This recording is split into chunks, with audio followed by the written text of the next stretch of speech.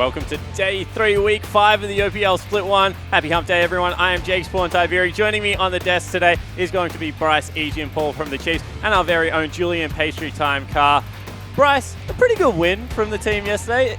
Were you guys happy with how that worked out? Yeah, I think we were pretty happy. They were pretty clean games, so I guess we kind of went in it with quite a bit of confidence against Infernum, but I think just that they were clean enough. Like we really showed that we're kind of like stepping up again, I guess. Yeah, a little bit of growth out of the Chiefs. I certainly agree those games were much more clean, especially from the jungle position, Spook stepping up. But Pastry Time, this leads us to the 3 versus 4 clash next week. It's going to be Hellions versus Chiefs, something that maybe preseason we would have hyped up. It lost a little bit of it, but it's right back there now. Yeah, I feel like both teams have actually done a lot of growing. Maybe Chiefs a little bit faster than Hellions, but for me, Hellions, they are growing week to week. They're getting to be a stronger team, but if they're going to beat the Chiefs in the form they had last night, they're going to have to grow quite a bit more. So I'm expecting good things from you, Bryce. I just hope it's a clean 2-0, because that's what I'm expecting, given the pace of the teams. Me too. Good. I think, no. Like, I think 1, 2, 3, irrelevant. I tweeted about it. I think even though they're 4th place, I think us, Legacy, and Direwolves are just like a step ahead of the pack. I just want to point out to everyone at home, until last night, the Chiefs were actually in 4th place, so until last night, we're irrelevant. However, let's take a look at the week behind us. We talked enough about the week ahead. On Monday night, it was Hellions getting the 2-1 victory versus Avant-Garde. Last night, Chiefs and Legacy were able to 2-0 their opponents. Legacy dropping a branch on the Direwolves, claiming that OPL Legend title, as well as sole spot of top of the ladder. And of tonight, of course, we are going to have Sin versus Trident. Let's jump straight into the matchup. It is going to be Sin on the blue side. Chippies is their top laner, Juves their jungler, Rhymeister in the mid lane, Cardred their AD carry, and Rogue their support. You know, Sin was a team that was very, very vocal across social media whenever we talked to them about the growth that this team has experienced through the off-season. What have you made about the early season out of Sin so far? I mean, it just happens every split. Like, they make some changes to the roster. They continue screaming more than everyone else, and then, like, they just come in and then, like, they're a mid-tier team. Although, I guess their record is really, really bad right now, but they have versed Direwolves, they have versed Legacy. So, like, it's not as bad as it looks. They have versed the top-tier teams, so should be looking good from this point onwards, I guess. Yeah, they certainly have, of course, Legacy and Direwolves, the top-tier teams in the OPL right now. Across the other side of the rift, it will be Trident. Pac-Man in the top lane impaired their jungler. Wizard, their new mid laner addition, their AD carry. And Jakey, their support. Pastry Time! We have a wizard in the OPL! We do! I'm so excited there's a wizard. I just hope that that's enough for the team. Unfortunately, it's been tough for Trident, but hopefully Wizard can work some magic there in the mid lane. Yeah, and just for those playing at home, Pastry loves Wizard. So I just want a specific question. If he plays an AD carry in the mid lane, what happens? I'm going to be heartbroken. Don't do this to me, Wizard. Don't play an Eddie carry. But in all honesty, as we take a look, at this match, I guess we spoke about it a little bit, but Sin have had a very rough start to the league. I mean, they went up against Trident, who they're playing tonight, and Legacy Direwolves, Trident again. Like, what can they do tonight to prove to you that they're going to start turning this season around? I think it's less about what they can do. Like, they just have to, like, cleanly, very convincingly 2-0 Trident again. They've only played 3 teams, like, including this night. They're playing Trident again, so I think in order to, like, prove themselves, they need to really, really do that and, like, continue it forward. Yeah, I mean, they've already beaten them, so yeah. What else do you really have to prove against them? And I think it is what you said. Just play clean League of Legends, make sure you execute well, maybe show us something different than the Yasuo Zac we already know you can play. I think for Sin, I've always seen their ceiling, but I feel like they're still reaching up to try and hit it, and I think tonight's a really good matchup to just show off, honestly. Well, let's talk about Sin's composition, because everyone's been really vocal. Like, they've got this wombo, they're able to pull it off, but they have tried some different things, especially in that mid lane. And Pastry, I know you've been following Rhymeister, seems to have been shaking it up. Yeah, and that's the thing for me, is that that comp, in my mind, works because Rhymeister Yasuo is excellent, and they play around it really well.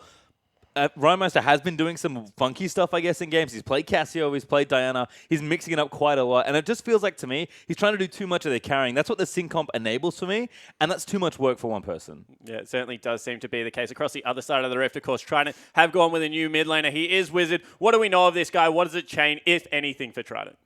I mean, like, I feel like individually he's a step up from BMA. Like, they had a lot of struggles with him on the roster, but like, I've only seen him in solo queue. He's really untested, so we'll just have to see how he plays tonight. Yeah, and there's definitely a trickiness there with the transition from solo queue into competitive. I mean, I know you've made it, Ejim, but it's one thing to play, be a strong mechanical player, to come out. We've seen this with a lot of young players in the OPL, but The difference is just massive. What is the difference? Like, I want to break this down for the guys at home. Like, what is specifically different about playing, I guess, competitive, like the OPL versus what it is just playing at home on your couch? Well, like ultimately, it's just risk reward. Solo queue is really like all about lane phase, like dominating your lane, snowballing advantages. But in a team setting, like tiny advantages, like losing a trade top lane and then like blowing your TP, like that like blows the map wide open. You lose TP advantage, you lose control of the map.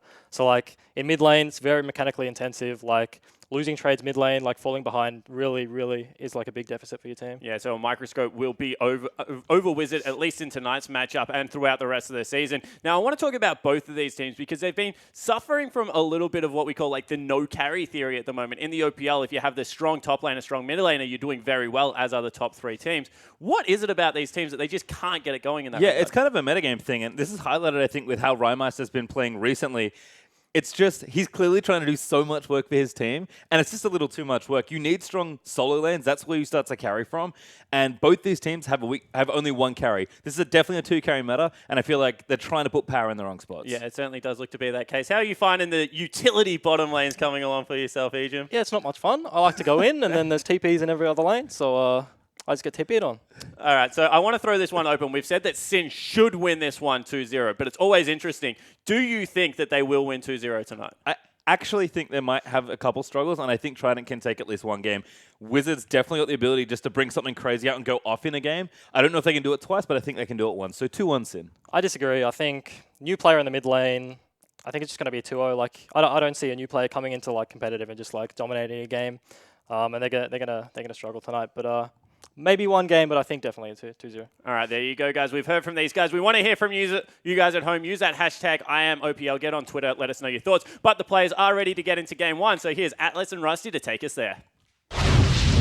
Thank you very much, Spawn. And I'm also very excited to get into this game. But they did mention on the desk the fact that there's sort of no carry here for both of these teams. We were talking about Infernum yesterday in a very similar way.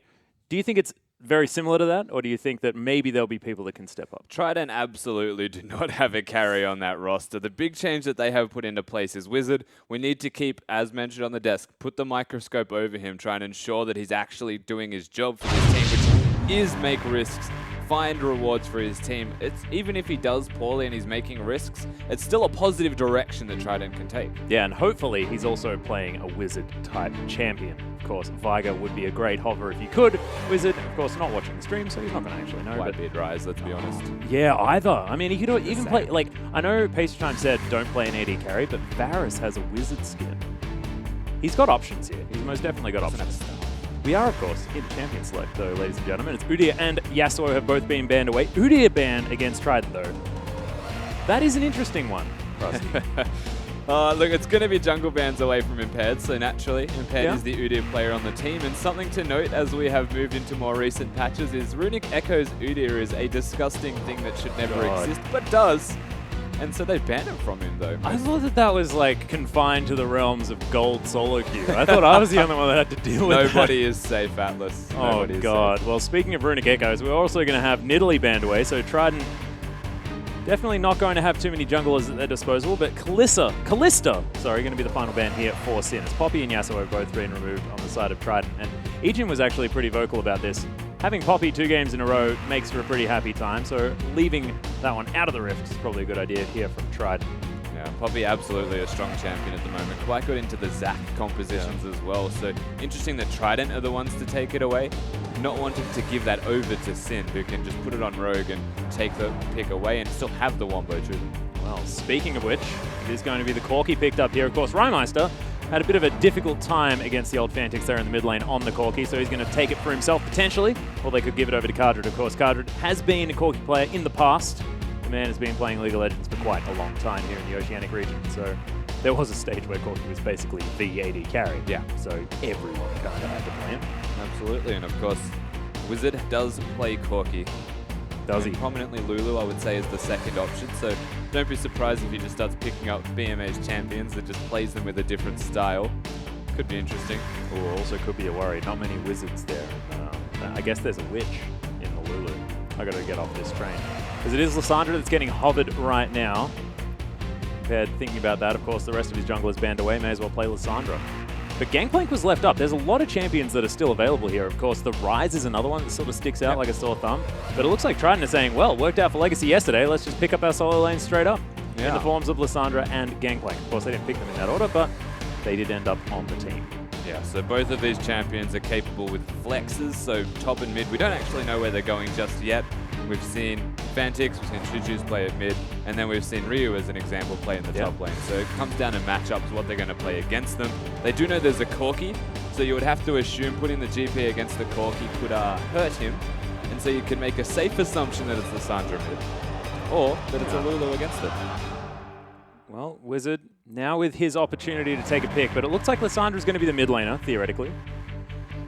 I really hope it's not Gangplank, going back to the same point from before, but it is going to be Rek'Sai and Lulu locked in here, and it does give Sin now the opportunity to go for that sort of Lulu Z type comp that has been sort of the bane of the Gangplank's existence. Didn't quite work out though for Direwolves yesterday. See whether they've got a plan on top of that. Yeah, I think there's still a lot of availability on both of these teams. Just flexible solos and potentially, I guess, AD carries. Just flexible champions picked with their junglers. That would be one of the most unique decisions if they lock that in. Yeah, there you go. Well, we were talking about Runic Echoes. Of course, Nidalee banned away. You've got Udyr banned away, who is theoretically also a Runic Echoes champion. Unfortunately, Echo, his name is in the item's name. Of course, he's going to be able to pick that one up and use the Runic Echoes for himself. Don't know if it works like that, but of course he is capable. So you've locked into a perfect synergy with the items. And one of the big strengths of Echo is his capabilities to utilize offensive jungle items, such as the Runic Echoes, and get back out with his life. He can engage from very unique angles. It's similar to the Shaco Rek'Sai. He just comes from crazy pathing that you don't actually expect and can't always ward for. So Echo provides a lot of utility to the team, especially with the Lissandra that can start it off for you. Yeah, most definitely. Also, I believe 6.2 is when the slight change to his cooldown on Q has been implemented as well. So a little bit of a faster jungle clear once he does pick up that one. But Caitlyn is also the option here for Trident. Lots of late game scaling here from this side, as it is going to be Alistar and Jace locked in. Jace. Yeah, they've finished their team composition, which means it is going to be Corki. We need to have a chat to our producer, man, because I have a feeling there may be some sort of match alterations going on. He may have paid someone on the side of Sin to play Jace. Of course, his all-time favorite champion. We've really got to do. We've got to do some exploration after this game. That's if this broadcast continues after I made that comment. That's an outlandish insinuation. I can't even say it. Look, most importantly, it does mean Lulu's going to be top lane, so they can afford to put GP up there safely. Jace being in the middle lane, you probably don't want the GP against it from just the raw pressure that you can put down as a Jace. Having auto attack based damage, you can just get in his face. I feel like it's entirely up to Trident as to what lane they would prefer though. There's no bad matchup essentially for the top lane. Only really, well, I guess, you know, GP, we saw it yesterday, doesn't have the best of times. No, Sharp did manage to go pretty well against the champion, but he ended up the game on 1-7 there on that little, unfortunately, but was able to put the pressure down, stop the farming at least a little bit on Tally, but just wasn't quite enough as the game drew on, and it is going to be the last pick support. It's been a long time since we've had that one, as it is going to be Jake picking up the Braum there in the bottom lane, so long range ability to add the passive, which is handy in the form of addition on Caitlyn. See how this one does work, but Trident's comp on paper looks terrifying to deal with. And a very good last pick, you'd have to say, even though it was support, because they get a Braum into Jace. Denies a lot of that potential damage. Lulu's Glitter Lance as well can be blocked. Corki's Rockets also can be blocked, and Trident banning the Yasuo away, you kind of wish they could play it now. I know. This is the one thing. I was just looking over, I'm like, that's a triple knock-up, and then I saw Rymeister's now playing Jace. Yeah. So, I mean, I guess he would have had another knock-up if he was Yasuo as well, but there's one on the Jace at the same time. Man, there's just so many. But he is going to sit back in more of that, like you said, like poke-type role on the Jace there in the mid lane. And once again, Rymeister he's doing some strange stuff. I was just thinking to myself before, I'm like, what is he going to play? Played the Cassiopeia, played the Diana, he's played... What is it? Ziggs. Down here, Ziggs. Yeah, that was. I was like, there's a more ridiculous one here, Yeah. and he's played Ziggs as well. So I was like, Zillion is another option. Malzahar, should probably play that one, but he's on the Jace now, so continuing to mix things through. But ladies and gentlemen, if you believe in the Jace in the mid lane, use that hashtag SinWin, or if you think that Trident are going to be able to pick up their first win, use that hashtag TryWin and give them all of your energy, because this team really needs to try and pull themselves from the bottom of the ladder here in the OPL. And Sin, I mean, they're desperate to try and redeem themselves. It's been a sort of rough first few weeks here for Sin, up against Direwolves, Legacy there as well. They need to back up this with a win. They absolutely do. Of course, Ejim did mention they've had some pretty hard games to start off the season. This is their second chance at getting another victory away from Trident, but surely Trident, looking at even the ladder, would have something to say about that and think this is one of their best opportunities to be on the board. Most definitely. The onus is on Sin to try and win this game as they're all moving as 4 towards the top side of the map. Wanting to make sure that they can get those scouting wards in. 30 seconds until minions. You can see Wizard just chilling there towards the bottom side. No defense to come through here, but we are going to get some deep vision on the side of Trident as well as Jake is going to move forward, get some wards down himself. Yep, just the scouting strategies. You never really know what's going through the mindset of these teams and or the shot caller for them at level 1. Whether the deep vision indicates they want a lane swap, whether they want the enemy to not lane swap. You could very easily make assumptions looking at a Braum Caitlyn and say, Caitlyn's good at taking down turrets. Yep. But you kind of want the Echo to get the free jungling. But do you even want Impaired to deal with Juice, who's going to be a high-pressure jungler on Rek'Sai? Well, he is going to be seen by a ward as Impaired moves towards his side of the jungle. Lane swap going to come in now for Sin as they're just avoiding Addition and Jake, which makes a lot of sense. Of course, Caitlyn, pretty oppressive in the laning phase. And keep your eyes on Rogue as well, because he's got complete knowledge of where Trident's jungler and top lane will be. Oh my goodness, this could be really sneaky.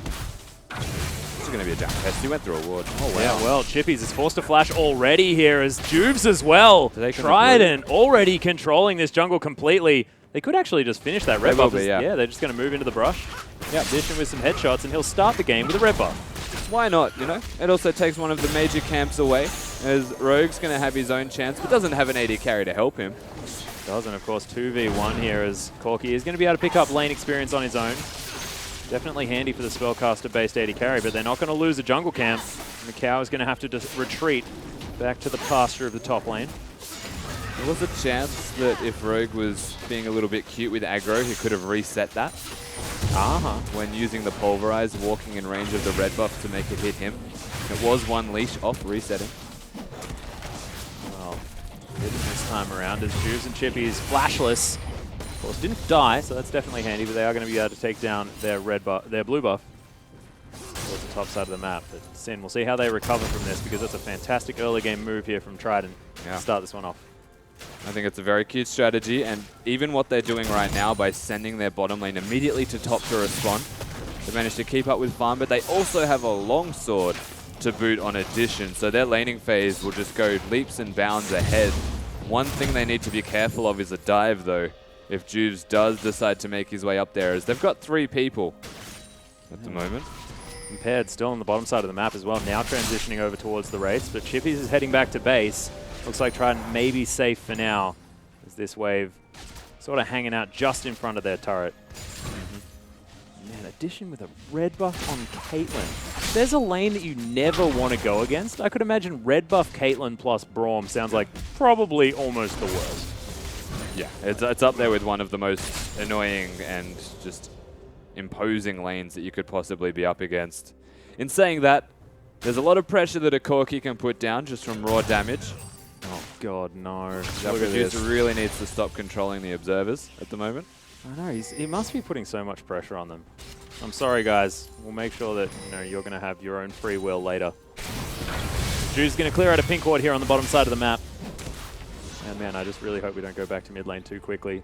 Mostly because of the, Jace zoom-ins, but also the fact that that's a pirate in the hands of Wizard. And it just feels thematically incorrect. It's just so inaccurate, that is true. Yeah. One thing though, while we are touching on the mid lane briefly, is that naturally and as expected, Wizard does find himself 10 CS down on his pirate. Yep. Rhymeister on Jace will have a lot of pressure, as you are very much seeing. Oh my goodness. It's not just a range advantage, it's damage by being able to change forms. It's the early game Nidalee, essentially. Well, Pac-Man struggling here against Chippies as well. He has to play one of his potions, but he's definitely fine on as far as farm is concerned. Hanging out underneath this turret. And Chippies, of course, with a little bit more of a double jungle situation on his side that he's trying to earn back. See whether he can. Juves moving around. Just looking to invade, trying to get some vision down as Impaired is just going to eat this tunnel.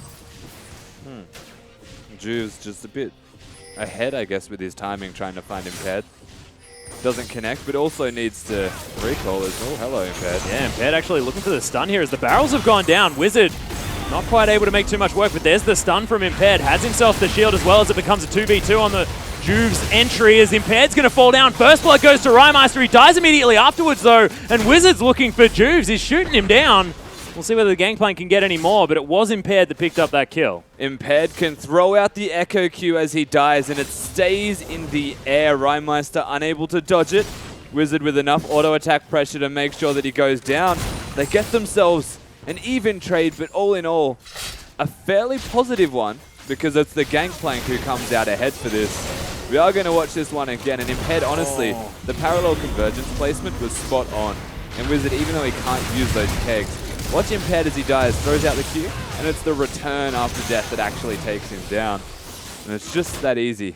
Yeah, really nicely played. Unfortunately, Wizard shot his barrel that split second too early to get the proc the first time.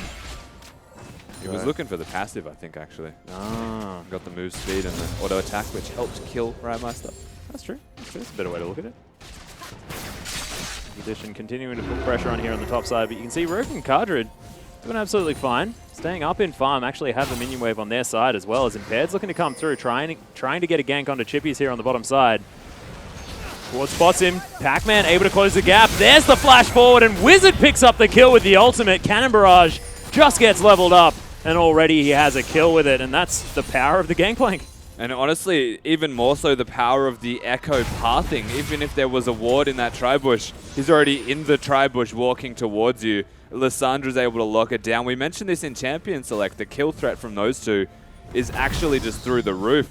And they capitalize on it, even with a ward spotting Impaired as he came in. Yeah, really nicely done. And yeah, I said power of Gangplank, of course. Pac-Man flashed forward to get the stun, make sure that they could lock down that kill. So probably a little bit more on the side of the Lissandra. Really nice follow-up play, though, by Wizard, as he's pushing this wave through now. Has his Sheen, longsword there as well as the Corrupting Potion, and he's even on farm as Rymeister tries to open that gap a little bit further, but nicely done so far from Trident. And this is the side of Trident that we haven't necessarily seen. The side with this Gangplank, massive damage now in the mid lane. Well, this is the side with Wizard.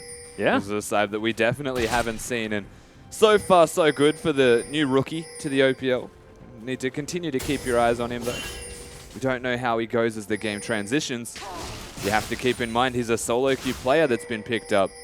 And as a solo queue player, he's good at laning. Oh, parallel conversion's going to come in. Rogue flashes very intelligently there as Impaired to try and make his way out. Just got Jace camp. Oh, God, no. At all points, Jace is on our camera right now. I'm not sure if this is genius or He's got a little sadistic. bit too much creative license, I think. That's okay. Don't worry. Bear with us, ladies and gentlemen. This is what happens when Jace is in a game. Technical Thankfully, not played difficulties. all that often. Just Rymeister being Rymeister. But Ace in the Hole came through in the top lane. Did see Cardred falling down very low. He's going to head back to base. Got Rogue now trying to keep hold of that top lane. Drew's going to deliver a blue buff to his mid laner there and Rymeister as well. And even with the good start that Impaired had, Juve's still going to be a rank guy, always going to be relevant. But that also means that Impaired did have a good start, as mentioned, and that's a big deal because it's something we haven't seen a lot of. Yeah. Not only have we not seen a lot of Echo, we haven't seen Impaired really turn up in these tournaments. And this is just a really refreshing difference. Yeah, it's very true. Impaired. He's managed to put a ward down here, cleared one out, and Juve's well known as far as his location is concerned. And I'm just excited. Of course, Impaired has always been spoken about as a mechanically strong player. So now on Echo, who's definitely one of the strong mechanical champions as far as like being able to weave around. I mean, he's just been outright spoken as the best jungler, potentially the hardest to play against. It's like when Cheese was playing last Split, and everyone said he was the hardest to lane against. And everyone's like, it doesn't even make sense. He's losing all of these games. And it's not Cheese. It's the fact that, look, Cheese on Chiefs seems to be a completely different person, right? Yeah, it's a very good point. Up. Trident has finally found a way to utilize Impaired, and it's through creative license by being an Echo. Gank pathing, very unique, and he does damage. Well, back on Legacy Genesis, I believe they actually used Echo in a few of their comps as well. It was Echo Nidalee. Yeah, when he was very strong. Of course, now with a slight change, see whether that's helped him. Of course, did help his laning phase if you were to play him in the mid lane or something like that, but I didn't actually quite know how it changed his jungling experience. It's not that big of a deal. It's more the when you have 40% CDR, you can constantly have queue uptime. So 32 gold from shooting 4 creeps on top of the 100 that he picked up from just getting the last hits. Gangplank, he just makes some money. yeah, bank plank, man. Well, the champion. Well, you can see the 2v2 still happening here towards the top side. No turrets have been taken as of yet, as it's 700 gold the lead for Trident, pulling ahead with that extra kill that they managed to pick up. Sin probably not too upset at the moment, but we'll need to start making some moves. And is this a comp that wants to be sieging, you know, utilizing the poke of the Corki and the Jake? It's pretty hard to do so until mid-game. This is the kind of composition that comes online at about 20 minutes. These two are having it out, but, you know, it's a Lulu Echo.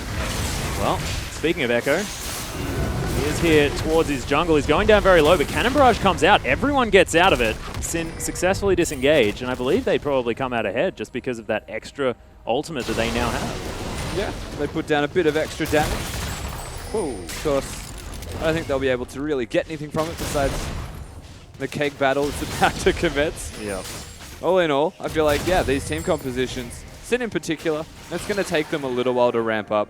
Trinity Force for Corki is the #1 thing, and then maybe the Sorcerer's Shoes if they're looking to siege and poke people down. On the flip side, you've got Rymeister, who maybe wants to finish the entire Ghost Blade before he builds his way towards any damage, and even then, you want the Manamune. Yeah, it's a really good point. The thing that I find really interesting is both of these comps are sort of wanting to ramp, but to different parts of the game, where Sin probably want to get that Trinity Force, probably want to get the first couple of items here on the Jace before they want to start fighting, but Trident really want to get to, like, well into the late game when they're, you know, Caitlyn has all of the items and Gangplank's ridiculous. We had a bit of a support battle. The cow, and he put in his place a little bit. Yeah, he was trying to hold the wave for Kardred. He was successful, but lost most of his health bar for it. Nailed it. Oh god, that Empowered Shock Blast was pretty huge there under Wizard, as Jace Cam continues here in the mid lane. Lionheart Braum, right? Yeah. Yeah, best skin. It's pretty good. I was going to say when they were fighting, Jake showing he does have a Lionheart, you know. Wasn't sure. Oh, I got that song stuck in my head. Is it of Monsters and Men? I have no idea, I think so. dude. Yeah, don't worry about it. Ah. Pac-Man, though, manages to put a ward down. Juves is going to spot it, but not spot it, because, of course, it was on the ground. Makes it a little bit more difficult. Pops up, just have a look. But Sin, they're going to start the Dragon here 13 minutes into the game. No vision available on the side of Trident. See what they can do. Yeah, the complete setup from Sin. They execute on this quite nicely. Trident are very much aware that they're missing and wards are not in the Dragon area, so it's a safe assumption, and of course the knowledge now. But they don't see fit to face check anything against the Jace Alistar. Oh, Jake now hanging out here in the mid lane, protecting from those shock blasts as Wizard is going to push forward. Aggressive positioning. Really wanted to shoot Rymeister there so badly. Does do so. Chippy's immediately flashing, though, here in the bottom lane. You can see Parallel Convergence comes down. He's going to get the stun as well as the ultimate out of Pac-Man. Nice knock up there with the Wild Growth, but I have a feeling it may not be enough. As Pac-Man's going low, there's the flash knock-up. Juves picks up the kill. It is going to fall in the end as Chippy's dies to Impaired, but Juves now has to run away. Once again, a 1-for-1 trade, but really nice timing from Juves. Impaired played that fight superbly, but Juves gets there just in time.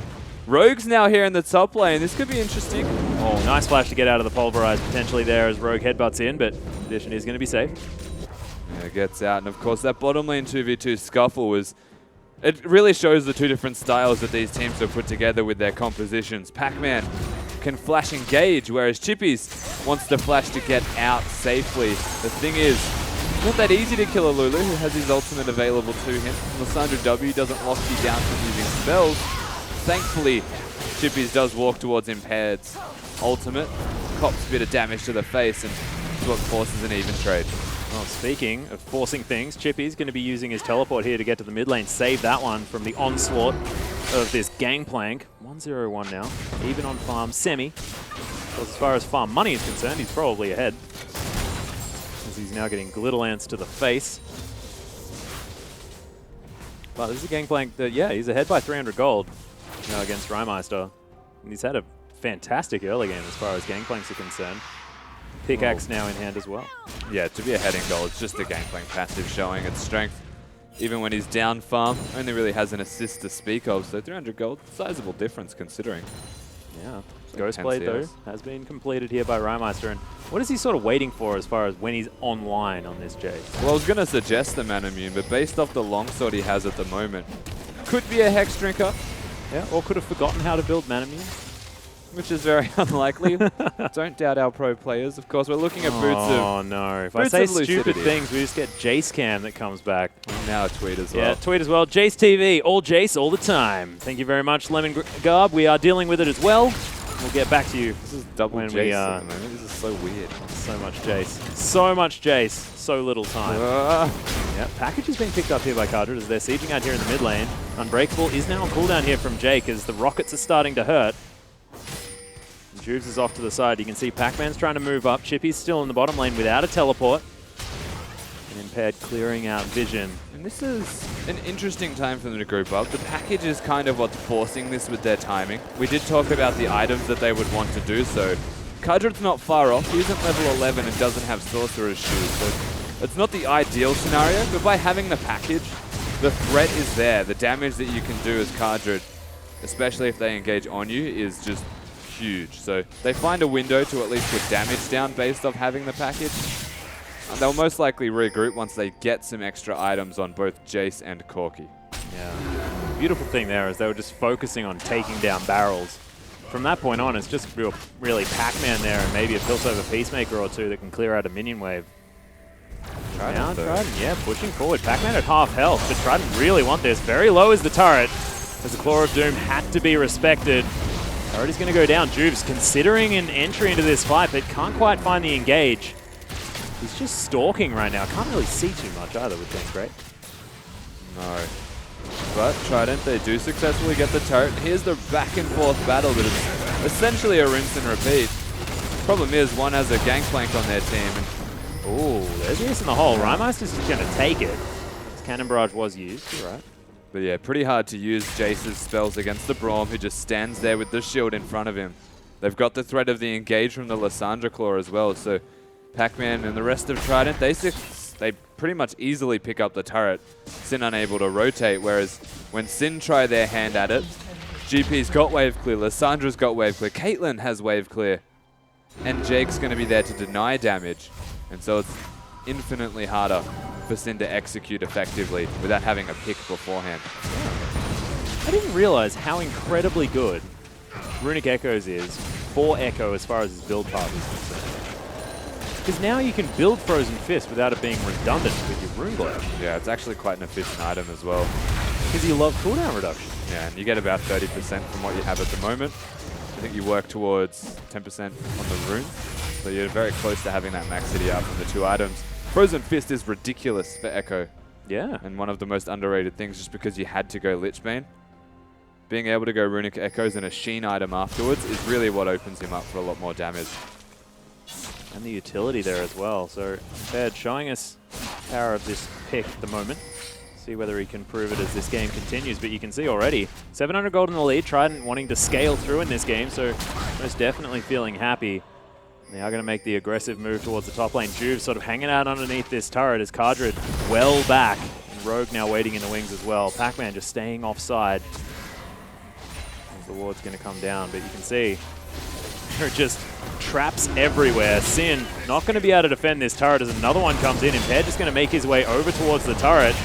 Pac-Man might be caught out of position though as he's getting exploded down. Can't follow! And the tomb has to be used on himself. You can see already Sin over the top as Pac-Man flashes to safety. The Juve's not enough damage there with the Prey Seeker, but nice turnaround there from Sin and a bit of iffy pathing from the old Pac-Man. Yeah, absolutely a missed position there from the Lysandra. Gets out barely because of Jake being able to come in and use the Braum ultimate.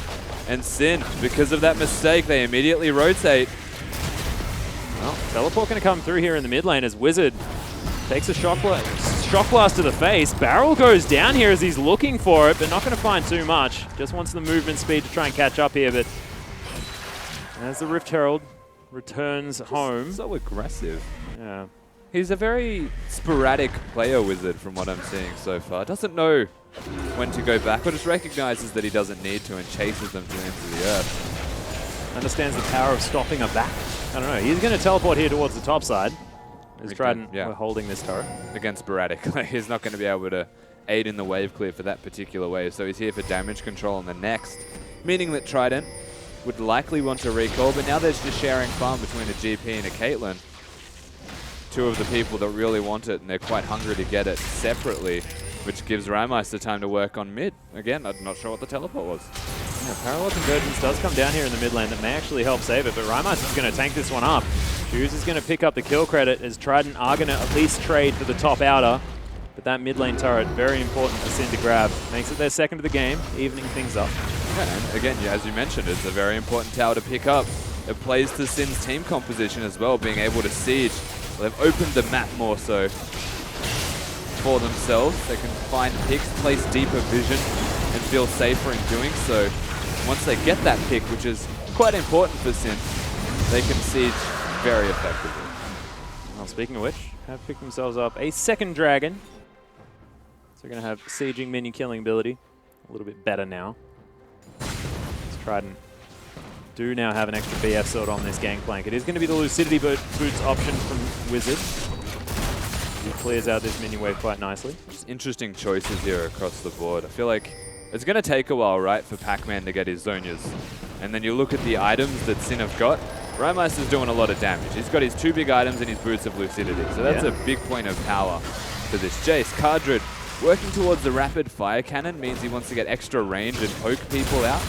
Whereas if he went for a BF sword build, his ultimate would do a lot more. The rockets would do a lot more. So he's kind of in the middle of his items with that pickaxe. Wow, you can see Pac-Man unable to make it back. Nice pulverize there from Roxy to stop things. Is Pac-Man able to stop people in their tracks? But Chippies is here as well. Just teleports so he can, I don't know, be there for the kill. Here's going to be Pac-Man falling. Trident are going to try and answer here in the mid lane though. Yeah, keeping Sin busy is the biggest deal here, and it's kind of the name of the game for Trident at the moment. Or it's kill Rymeister. Yeah, he has to flash, but is going to still get stunned by the parallel convergence. Fall down he does, as Impaired picks up the kill, and now Juves on the run. Gets out of the way of the Time Winder, but not sure whether he's going to be able to protect this one. Barrels come in. Wizard doing some work now as well. Sin defend the turret, though. Yeah, they absolutely do defend the turret. Why would you zoom in on the J? He's dead. That's not good, man. There's turrets starting to fall down everywhere. Of course, bot lane loses their outer turret. And Trident, they're starting to get some money back on the board. They've even established an okay gold lead, all things considered. Wizard's doing his job, right? Wizard has been... You sound really confused about what this guy's been doing. He's been impressively good. Like, it hasn't been great. He hasn't stood out, but he's been doing well against Rymeister, who's quite an interesting laner himself. He's a little bit crazy. Has good mechanics, though. It's quite hard to lane against. So, credit where it's due there. I think his unpredictability has been very impressive out of Wizard. I haven't expected what he's been doing, like at all. I mean, it's just more so impaired, though, this game. The fact that he's able to keep Juice down. Yeah. Or at least have knowledge of where he is all the time. Get ganks off himself. And can now build a reasonably tanky Echo after already establishing a lead and still does damage. He's the catalyst of their success in this game. You have to keep your eyes on Echo. Well, we'll see. He is now hanging back here in the mid lane as Trident are pushing that one up. But Juve's waiting around. I believe Sin now know that they've hit their point of power. This is where their comp is strong. And they're now trying to do something with it. You can see extra aggressive positioning, a little bit more grouping as it's just Rymeister there off to the side, keeping that wave in order. Yeah.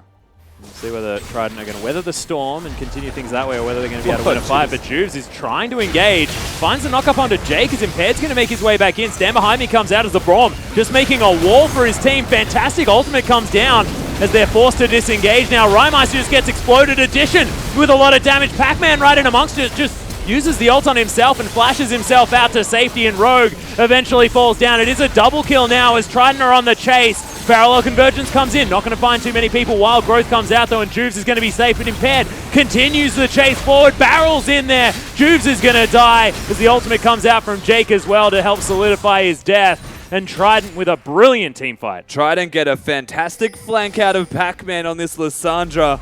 And I said keep your eyes on Impaired because all he did was win that entire fight by staying in the front line, taking down Rymeister immediately with Pac-Man. And once Rymeister is dead, it's not that easy for the rest of Sin to get anything done. Trident are able to answer with another turret as well. As Cardra's trying to clean up the mess here in the mid lane. Sin most definitely on the ropes in what is a most definitely revitalized Trident lineup. This is not the team that we've been seeing week to week. This is aggressive play, this is weird play, and this is Impaired, showing us exactly what we were expecting from him day one. Rusty, exactly what you're saying. Yeah. And you've been speaking as if like you've just been waiting for this. It's like, oh, thank God. Well, absolutely. I've been one of the people that have rated Impaired quite highly as a jungler. He's just such a smart player. Having been a Chief sub and a Legacy sub for quite some time, he's been shown the ropes and is an experienced player. So it's good to see him being proactive and making plays against this Sin lineup, who they've got a defined composition, they've got a defined strategy, and they're getting very close to the point of power where they hit it and then they just tend to only increase that exact strategy further and further, and that's the sieging. They do have a Lulu though, so their late game strength is always worth noting. It's true. Pretty hard to kill Rhymeister as the game goes on. That as well. He's picked up a Spirit Visage, which is interesting. Yeah, he's maxing out the CDR build. I like it. Single Gem's one of the few magic resistance items that you can get for Spirit Visage. Likely better than Banshee for that reason. Yeah, I like it. Also, you know, complements his jungle item with the extra health regen that you get whilst you're in the jungle. Says Max, reaching for an option.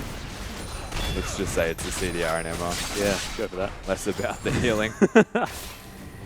Well, compared now, a bit of aggressive positioning now from Trident as they're looking to try and pick up their first dragon. I have no idea what the timing is like on it, but it is going to be Juves who managed to pick up the Rift Scuttler, so at least they'll have some vision. You can see spawning now. So Trident going to grab their first, deny the third from Sin. It looks like they may just give up on picking this one up. Dragging it out. Sin. Juves is there. He's looking menacing, trying to keep them on their toes. And absolutely right, they're not looking to fight it. The first step for Sin comes from lane control, from minion control and vision. They need to make a pick again. Well, Jake actually getting engaged on here as Juves makes his way in. He may get stunned there from the passive, but not going to. Narrowly avoids it. Jake loses most of his health bar and gets away. Split pushing Gangplank, though, in the bottom lane. Yep, this Gangplank is something that needs to be addressed quite soon. As Trident, honestly, their wave clear is worth noting. Look at the damage Addition's doing. Oh, wow. Oh, nice knock up there as Addition's going to get delivered to the team. Nice shut down there from Sin as the Cannon Barrage is here. Pac-Man ults himself, gets some heals as well as Sin. Falling relatively low, but they don't have their consistent damage carry. Fantastic ult from Impaired will get him to safety, but Sin haven't lost anyone yet, and they can still poke them out. Yeah. Nice engage from Rogue. Impaired is low. Wizard doesn't have everything available to him, but it is on the Gangplank. Try and hold this turret. Not an easy thing to do. He has a lot of damage. Fortunately, just doesn't have the barrels for it, though, as Sin are very, very good at clearing those out. An inner turret will be forced now from Sin Gaming. Yeah, and they actually bring it back in their direction somewhat. The gold lead's still favoring Trident. All things considered, Rogue finding a fantastic engage. Picking members of Trident off. Smart play. Gets a score back on the board, essentially, for Sin. And it's really, really interesting, just because I went into this matchup thinking that, you know, it's Sin wanting to continue what has been happening against Trident on their part. It was a 2-0. It was Swift last time around as well. They looked very confident on the side of Sin, but this just looks like a very, very different Trident that we're seeing on the Rift today. I don't think it's necessarily even anything about Sin not feeling as good or not playing as well or anything like that. This just looks like a completely revitalized Trident team. I think that could go both ways, Atlas. I think Sin are the kings of inconsistency. Whether it's their drafting, whether it's their play, there's always something that feels like it's just off for Sin. That's a good point. At the moment, it feels like their decision-making and team fighting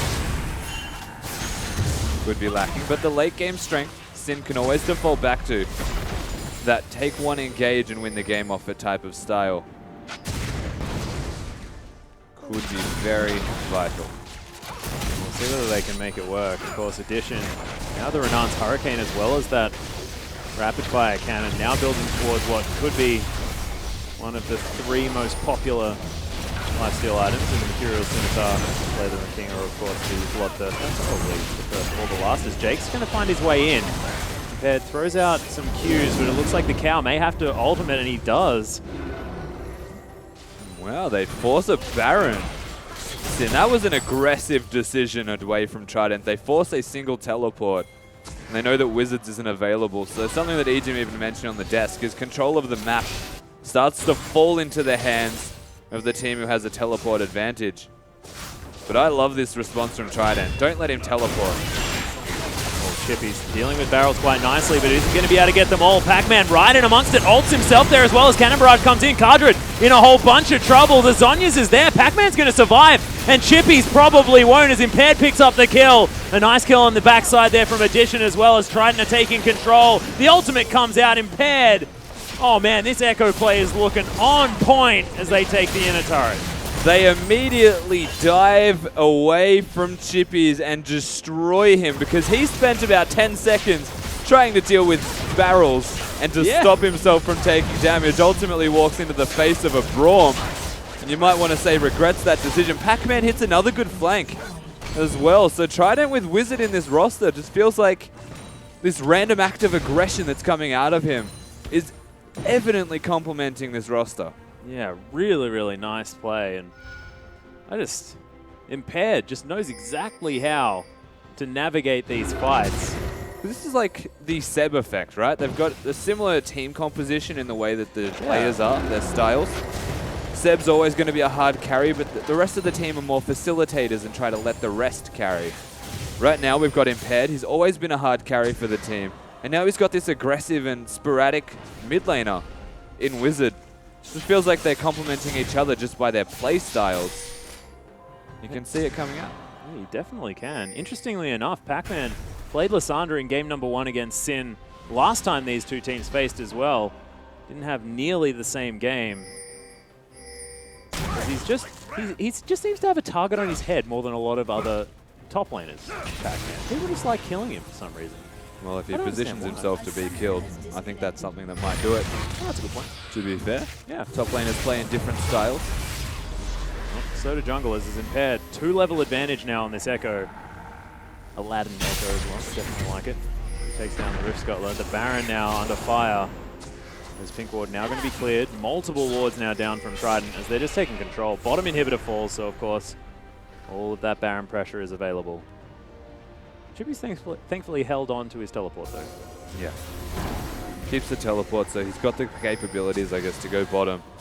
But this 4-man roster that they've got in place here, Sin, I actually quite like it. And I feel like if they can keep Pac-Man separate, they can keep the flank from not happening, stopping Pac-Man from getting in and engaging to complement the rest of the team, then, I mean, realistically, I think Sin has probably the best 4-man out of the two. Okay, that could be a really, really good way for them to get back into the game because it's looking like these team fights not necessarily working out. We do have a pause, though, ladies and gentlemen. We are going to be back into the game as soon as we possibly can, but we'll get there. But Trident, this is the best they've ever looked. Well, yeah, they're winning. So far, so good, Trident. We'll see if they can continue that trend. Yeah, well, we certainly shall, but we are going to throw it to the analyst desk to see what they've made of this game so far. Thank you so much, guys. Unfortunately, we do have a slight delay. It will be relatively short, but in the meantime, let's chill out on the desk with these handsome fellows for a little while. But I want to echo exactly Rusty's sentiment as just before. This is the best early game we've seen so far. And Pastry, I'm going to give you the moment because you've been looking for it for weeks. Like, bring it to me. Finally! Impaired's actually doing stuff. Seriously. He's on a champion where he can carry more comfortably, be more active early, and it's just so refreshing to see the jungler do what we expect of him. Yeah, it was certainly a really good early game kicked off by Impaired. The other area I want to talk about is the bottom lane out of Trident. It's cheeky invade. Is that a cheese? Like, what do you guys call that? Really, really cheeky invade. Like, I guess it's kind of standard for like the support to just invade by themselves, but they pulled the Caitlyn along as well, and they just blew like Jubes' flash, they blew Chippy's flash, like starting on the bot side of the map, like your number disadvantage side for like Sin was just a really greedy play and they got punished for it really hard. Yeah, it certainly was. And what that meant is finally Trident are in an area where they can start team fighting, and team fight they did. We actually have a replay to pull up for you guys. Pastry time, take us through this because this is where Jay should be strong.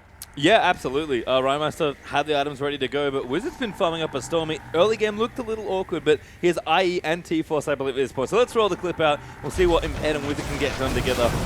This was actually nice by Sin just trying to get on. You see everyone collapsing, but Jakey's pretty tanky. Impaired's happy to re-engage, and Pac-Man lining up the flank with the TP. So Echo moves in, and target selection's crucial here. They jump onto Ride. Pac-Man gets moved over, but's managed to ulti himself now, and then it's just easy to follow through from there. They've already blown up the carry. Rogue is caught out trying to initiate on the backside there, and this is the power of Echo when he can keep chasing people. Love the flash to proc the passive. Let's try and keep running down the lane, eventually move into the delve. Yeah. I think the the biggest thing about that team fight for me was probably like the terrain that Sin were trying to force a fight in. Against Lysandra, like really good zone control against Braum, like they're walking up the choke towards the Wraiths. Braum's just going to pop his ult down, then they dashed over the wall, and Lissa's just got her ultimate on like 4 people. Just never going to work out for them, I think. And the final thing about that is I don't actually think that Sin respected the team comp at all. Obviously, they've been burnt now, but they target Alessandra first. She ults herself. Then they go for an Echo who, like, at any point, like, you're like, why am I even hitting this guy? You can just hit Argo backwards. You know, they started on the Braum.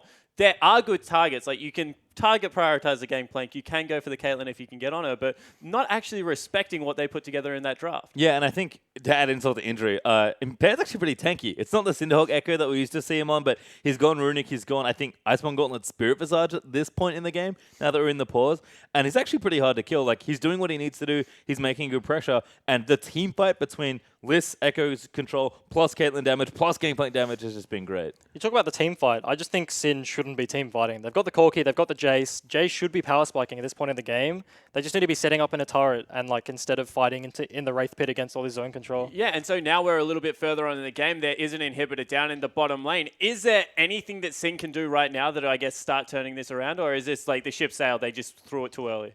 I mean, they have thrown it. I guess there's always potential. Like if they do set up the sideways properly and they do get onto a turret, like maybe they can like get a win here. But like losing the in here, breaking the base is going to be really, really tough for them to deal with. Well, guys, we are ready to get back in game. We'll see if Sin can figure out the siege or whether Impaired squad will continue to team fight well. Here's Atlas and Rusty to get us back into game.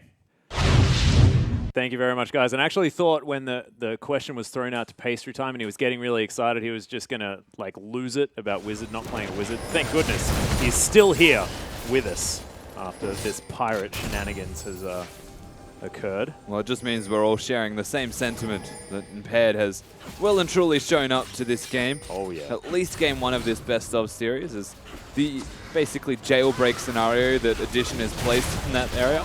Yeah, Trap City now is Trident are going to utilize this to start off the Baron. Wizard now throwing out some barrels as well as Juice is going to tank it, but Pac-Man looking for his way in, able to get at least a stun onto Rogue, but it may not be the engage that they're looking for now as Cannon Barrage has already been used. Trident now trying to find a way in, but not quite getting there. Barrel's going to come down. Jake is taking a lot of damage though as Cardrid's fighting quite nicely. Rogue comes in. Addition once again delivered, but he hasn't died just yet. Wizard is going to find Rogue as Cardrid now just being a face-tanking AD carry. The shutdown does come in, but he manages to get the Caitlyn in the end, but Impaired still going after Rymeister, who's trying to be a hero, but just can't quite get it done. And Sin, they've lost 3, and Juice just said, all right, I'm eating some chicken. I'm not even in this fight anymore. See how much effort it took to take out Edition. Pac-Man is in the front line. Impaired is in the actual front of these fights, and he is a tanky Echo to say the least.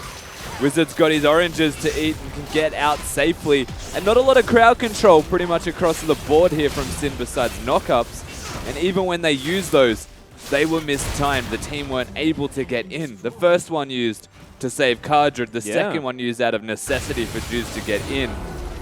And really, Chippy's not having teleport, having to walk there, gave Trident about 10 seconds to just hit them in the face.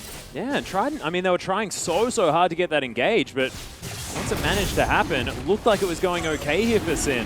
Cardrid, aggressive positioning, trying to get work done, but in the end, it was just the navigation of these fights. So strong out of the Trident team. This Gangplank is just starting to look so huge. Undying right now, 3-0 and 9. Essence Reaver complete, 50% theoretical cooldown reduction, which makes me very upset. Juice is going to take down a pink ward here, trying to clean up the vision around the Baron.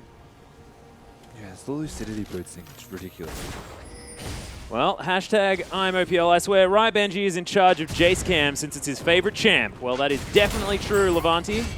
As I've been trying to say. What Jace Cam? Don't acknowledge him or he'll keep doing it. We can't acknowledge Jace Cam. I have not seen a Jace Cam once this game. I feel like we need a pause just so that we can have a chat to Benji during the pause and get rid of Jace Cam. There's no see Jace whether camp. we- Stop acknowledging. Yeah, we could. It doesn't exist. Okay, good point. Good point. Addition, though, he's going to be able to clear out some vision. That ward is going to stay, though. It's the pink ward a little bit too deep into the Baron pit. And the dance continues once again. Seems like dance, take an inhibitor. Dance, take an inhibitor is how Trident are making things work. And right now, the bottom lane inhibitor is about to respawn, but Trident still with control. And look at all these stupid traps. I think it's less of a dance, Atlas, more of like a bull and a matador at the moment. There was no inhibitor mid lane. They've got pressure in the top lane from minions, and they've got Pac-Man in bottom lane with Lissandra threatening the other inhibitor that's just respawned. They have absolute control, so the dance is less of a dance at the moment. Well, Pac-Man is continuing to put pressure on. And Trident are just milling about. I feel like they could have potentially even started it, but not yet. Better safe than sorry. Yeah, waiting for Wizard, who does have a Sterix Gauge now in his back pocket, so a little bit more tankiness on the gangplank as it has been started. Trident now seeing whether they can lock this one down. Scrying Orb is going to be used, so everyone knows what's going on. Wizard has the ultimate now, just hanging out outside the pit. That passive doing a lot of damage now as Juice is tanking a whole lot up. Pac-Man is going to find him, but Rogue finds his engage as well. Nice positioning here from Trident, though, in the choke point. Cannon Barrage comes down, locking off the cow. They are going to lose their support, and Trident just turns straight back to Baron. Rogue dies. Very easy for them to force the Baron. Now, Jubes, you're looking at a miracle steal, honestly, and it's not an easy thing to do. Oh, Rhymaster got caught out. Floor of Doom comes in. There's the flash forward from Pac-Man. Chippies ults himself, and so does Pac-Man as well. Keeps himself alive. Cardred now using the QSS. Addition takes down Chippies. Meanwhile, here on the top side, Impaired is going to take down the Jace. He's on a rampage. Juves tunnels to what he thinks is safety. Might be for now, but the teleport's just coming in the mid lane. They want to finish this game. This Echo is absurdly good from Impaired. Trident managing in this first game if Cardred can't stop them to pick up a victory. It looks like it's going to be difficult until the rest of the team arrive. Well, But they should have time. Yeah, Wizard is going to try and take down this turret now as Cardred might have to be careful. Pac-Man looking for it. One more Nexus turret remains. It's a Phosphorus Bomb not going to find the mark. Pac-Man actually uses the Zonya, so he'll be fine. Cardred's right here, though. They can't stop it. Addition takes down the Nexus, and Trident. This looks like a team reborn. They absolutely do. This is a revitalized side, to say the least, after that first game. Having a new mid laner that shows aggression and isn't confined to the control mages is already a step in the right direction for this team. But most importantly, their jungler turned up and then some, and put on a clinic showing Juves that he does mean business. Yeah, this is after Impaired had 2 bans on him as well. So already just looking fantastic. So it looks like a team maybe a little bit revitalized, but Sin, they will be desperate to bounce back after this. You would think so, and Sin always show when they get into the second game. They've got a little bit of added power to them. Yeah. We'll see if they can do so. Yeah, most definitely. But we do have our analyst offside to take us through that game. Thank you so much, Atlas. A very impressive Game 1 victory to Trident over Sin there. Pastry, want to give it to you first. Wizard, how disappointed? Not a wizard. Well, I actually want to conjecture that he is a wizard, and the reason being is he picked Gangplank in Oceania, is not a member of Legacy, and made it work, Asian. Yeah. Pretty solid performance. Yeah, he played pretty damn well, I think, on the Gangplank. He was like, he had 23 minutes, I think. He had like Triforce, he had IE, he had completed his boots. Like, for a Gangplank, that's really early, and he was really strong. Yeah, he sort of crept up on me. Like, the lane didn't seem like it was going that great early. Rymeister was landing well early, as he almost always does. And somehow, at the end of the game, he ended up ahead in CS. Lots of assists, so clearly ulting the right places. Definitely touch and go at spots, but solid play. And yeah, it was good to watch. Yeah. Touch and go, I do want to mention that. Like, he seemed a bit like iffy. Like, he would kind of just like randomly like chase down the river. And I guess that's kind of like the solo queue mentality coming into it. He has not much experience in competitive scene, obviously relatively new. But with a bit of experience, I think he looks pretty solid. Yeah, and the other area I want to focus on, speaking about solo players, Impaired went absolutely bonkers in that game. We mentioned it, like, I guess, when we were talking about in the break, like what they needed to do. But Impaired, after that, just kept getting better. Yeah, he like with an aggressive mid laner, I guess like he was kind of just like unlocked. Like he had the ability to like go mid, and like they were forcing fights and they were doing well together. So he just like snowballed that throughout the game, played really, really well. And that's what I want to talk about, the ability to force fights, because we said that Sin committed to the first fight and it didn't go in their favor. After that, once Trident had a sniff, they were willing to continue to commit to these team fights. We have a replay of it. in between second tier 2 and tier 3 turrets, Pastry, just going absolute bonkers. Yeah, this is the team fight that Impaired and his Echo and Pac-Man and Wizard are all bringing to this. Even Jakey had some great moments. So let's roll this one out. Just the Siege right now. Pac-Man once again looking for a flank and just goes in onto Rhymo. So nice self-ult there to sort of keep things going. Pac-Man then uses the Zhonya's, and this is such a great dive. They take out Rogue, take out Chibi's. Impaired's able to jump on whoever he wants. And we saw it from the tank Echo. He was super sticky, constantly zoning away. And Egypt mentioned it in the break. The way Trident were playing around terrain in all of these fights was wonderful to watch. And Echo and Liz, to a lesser extent, kind of build that terrain for you. And you were speaking about watching Legacy yesterday, Ejim, about like how good the Lissandra looked in that set, especially played by Choo-Choo's. Similar thing, the ability to control zone just seems very important right now in the OPL. Yeah, Choo-Choo's yesterday. Like Lissandra, I think at the moment by far Choo-Choo's best Lissandra in Oceania. Pac-Man not quite up there, but he did have a decent game. Got some really good zones created, like in team fights, did really well. Like the Lissandra ult and the Gangplank ult in team fights is just completely mental. And what does this do now for Trident? Because, you know, we've been mentioning the fact that they don't really have that second carry. Lissandra is kind of like the 1.5. Like, she's a control mage, does bring some damage. Does that open up the champion pool now for Pac-Man in the top lane a little bit? I guess so. Pac-Man is quite a defensive player, like known as a tank player, so sticks to like tanks, I guess, and like a big Nautilus fan. So I'm surprised he didn't play it this game, actually. I would look to him to pick it like in future, but yeah. A little bit of variety means only good things. We also have another replay for you guys. This is towards the end of the game. The reason we're bringing this one up is because it shows what Trident can do, I guess, with a little bit of confidence. Ejim, take it away. Yeah, I guess like Trident, obviously when they roll the clip, they've done the Baron, and then as I was talking about before the break, Sin really do not want to be team fighting. Like Trident have set up, they've got the Caitlyn traps in the ramps going to the Baron, so Pac-Man goes in, gets a cheeky engage onto Rogue, but like Rogue just can't escape at this point. He's got the Brawn passive. You'll see in a second, Rogue goes in and he gets an absolutely monster engage onto Addition right here. Gets thrown back into the team. Yet, like, he just lives. Like, they just can't kill him. They don't commit hard enough. Like, it's just a testament to show that Sin really shouldn't be team fighting with this comp. They should be setting up under a turret and then, like, try to just come up with a win. They chase them down. And that is 2 5-man knockups. Like, the first one was 5-man. The next one was 4, but it completely zoned the other person. And you still don't win the team fight. If you get that amount of CC in a team fight and you can't win, I think it shows you that you just shouldn't approach the team fight. But in the end, that is exactly what they did. And, you know, Trident, this lineup, like, we both said, like, can they win a game? You guys gave them a game. Like, is that something that you think will continue to go? Well, you gave them half a game. I gave them half. Bryce just tentatively Tentatively gave them half a game. Said in theory it is possible, but like more of that, like that aggressive playstyle is much more proactive and better. For Yeah, them. it's sort of what I was mentioning before with where you need to put your carries in the right places. Wizard's not a hard carry, and Pac-Man played more of a utility champion. Edition definitely played well. You can see where Edition is starting to find... Trident is starting to find points of power across the map. But for me, Impaired played more of a carry jungler, but didn't feel the need to hard carry. That was the best thing for me. He enabled his team to help carry, and they all played behind him super well. Yeah, they certainly did, and it means that Trident get the first win over Sin. We'll see if Sin can hit back and make this a 3-game series, or whether Trident will get their first win. Don't go anywhere, guys. 3.5. We'll be right back.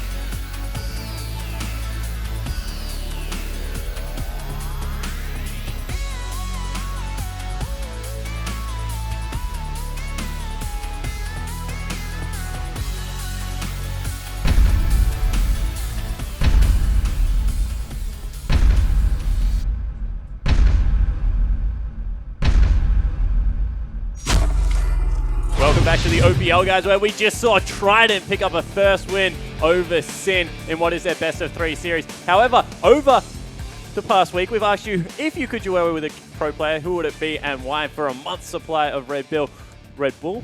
Yeah, Red Bull, not Red Bill. We have your answers in here. And the first one is now on your screen. It's Michael Hannon. He said, I want to duo with Kelvin King Trong because I want to know what it feels like to be the king of the bottom lane. Hashtag IamOPL.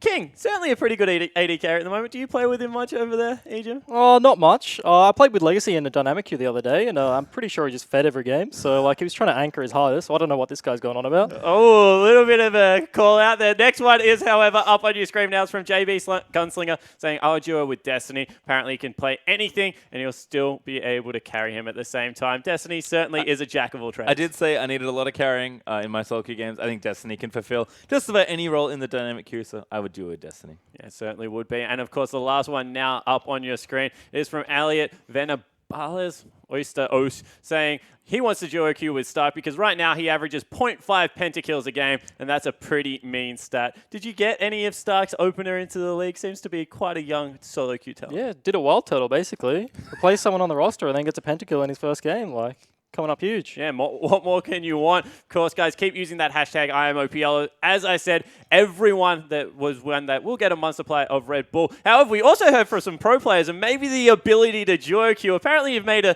new fan here, Bryce. Flying Jew saying that you've made him a fan of the Chiefs because of your honesty. Well, I mean, everyone should be a fan of the Chiefs, so let's keep it up. Are you generally an honest person like this? Yeah, I'm quite honest. Yeah. I just like to tell it like it is. I want to say he's sometimes too honest, but there was a follow-up tweet out of regret. Ejim is not a loyal person. He goes into game and feeds and lets Radiant or Swipe their carry. What do you think about that? I mean, The honeymoon phase was so short. Like, I don't think Jew has any place to talk, seeing as he is literally my shadow. So replace me on Legacy, fill in the slot after me. Like, bad luck, buddy. All right, well, there you hear a couple of shots fires on the desk, but getting back to the game at hand, because I don't think I can take anymore. Another support player we want to talk about. It was the Alistar pick. Like, something just set you off in that room, Egypt. Like, what was it? Yeah, I guess I'm making it a trend to BM all the supports now, but his alley build, Rogue's alley build, like absolutely zero CDR. Righteous Glory got nerfed so long ago. I looked at his runes after the match, and he didn't take any sort of CDR there. And then, like, he just built a Righteous Glory, zero CDR, like, almost the entire game. Even, like, just, like, talking about the alley and draft phase, I think, like, blue side getting an Alistar last pick, like, is actually completely nuts in my mind. Like, that just shouldn't be happening at this point in time. And for me, like, a lot of Sin's problems in that game were honestly down to drafting. They, drafted Ali late. The comp really didn't make sense to me. Rymeister's still doing weird stuff, I guess, in the mid lane. And I know he can play these champions. Diana, Cassio, Jace, I know you can play them, but it feels like a gang with Yasuo banned. Rymeister's putting too much weight in his shoulders and is going to different champions to try and make something happen. And this is what I want to ask the question of the desk, I guess, is, they pick a poke comp. It looks great on paper. You have disengage, you have very good poke. You should be able to siege. They play it as a team fight comp. Sin do not want to be known as a one comp wonder. Are they now showing that they are a one comp wonder? Yes. Definitely. Like yes, everybody knows that they play their one comp and they play it well, gets banned away, or they just can't pick it into like what Trident plays, and then like they just fall short. Yeah, and like I said, this is a game I expected Sin to come in potentially even favored, and we saw something different. It didn't work for them. I feel like every time Rymeister tries something new, he is playing well, but the team is not there for him. The Sin comp works because they can play around Rymeister. We saw Trident play around Impaired, playing around their star player. They need to play around their star Rymeister. I mean, you say that, but then like Rymeister was like 1-3 in the laning phase, yeah. so like after the laning phase. So I don't know, man. I don't know what's going on here. Yeah, I certainly don't know what's going on either. What I do know is across the other side of the rift, we had another great debut into the OPL. It was Wizard. I want to go back to the game plan because that is a pick that has been very controversial. People are saying that Oceania has figured out how to play against it. The Zed's great. We saw a Jace pick this time, kind of a similar flavor, but able to make it work through all stages of the game. Is that something where a strategy, you just ban it straight up and see if he has a second champion, or do you let it go through, try and play against it again? Well, I mean, I think you have to ban it. Gangplank is just OP, I guess. He's just broken. They probably went into this like not knowing much about Wizard, I guess. Like relatively unknown player. And so like they were just like, oh, like haven't seen much Gangplank in his match history maybe, like didn't know much about it. Thought they'd leave it up, hoping that they can get like a cheeky like second rotation Gangplank. Like other OS teams we've done it, Legacy have done it, have just left the Gangplank up and people haven't been picking it. So I think they banked on that and then it backfired because he picked it and they played it really well. Yeah, it certainly did backfire. I've heard, guys, from our producer that we do have one more tweet, so I'm going to bring it up on the screen. It is from Regret. It was a Twitch meme. I'm sorry. Oh, he apologized. You went in deep and he says sorry? Oh, what a cutie. I'm sorry, man. It's okay. It's okay. Apparently, it's all okay, but we'll find out if it's going to be okay for Sin because, as we said, they are one down or whether Trident can close this one out 2-0. The players are ready to get into game. Here's Atlas and Rusty to take us there. Thank you very much, Spawn. And ignore the bullet holes behind us as all the shots that have been fired from the desk. They'll be cleaned up towards the end of the show. But Rusty, see whether Trident can continue the trend. And do you think the desk was right? Do you think that it's down to sort of draft phase here for Sin? I think drafting for Sin needs to be addressed. Like, most importantly, if they're trying to play a different style, they should actually play the different style. They shouldn't actually just do something completely different. I feel like if you're going to be a team fighting team, you're going to play Siege Comp, pick a team fighting team. They've played it against an Echo Lissandra as well, so a lot needs to be addressed. Well, we'll see exactly what happens as Yasuo, Kalista, Lulu have been banned from Trident. They have picked up the Gangplank there first, as well as Echo being banned away. No Udyr ban here from Impaired this time, as Echo, Nidalee, and Poppy are going to be taken away on the side of Sin.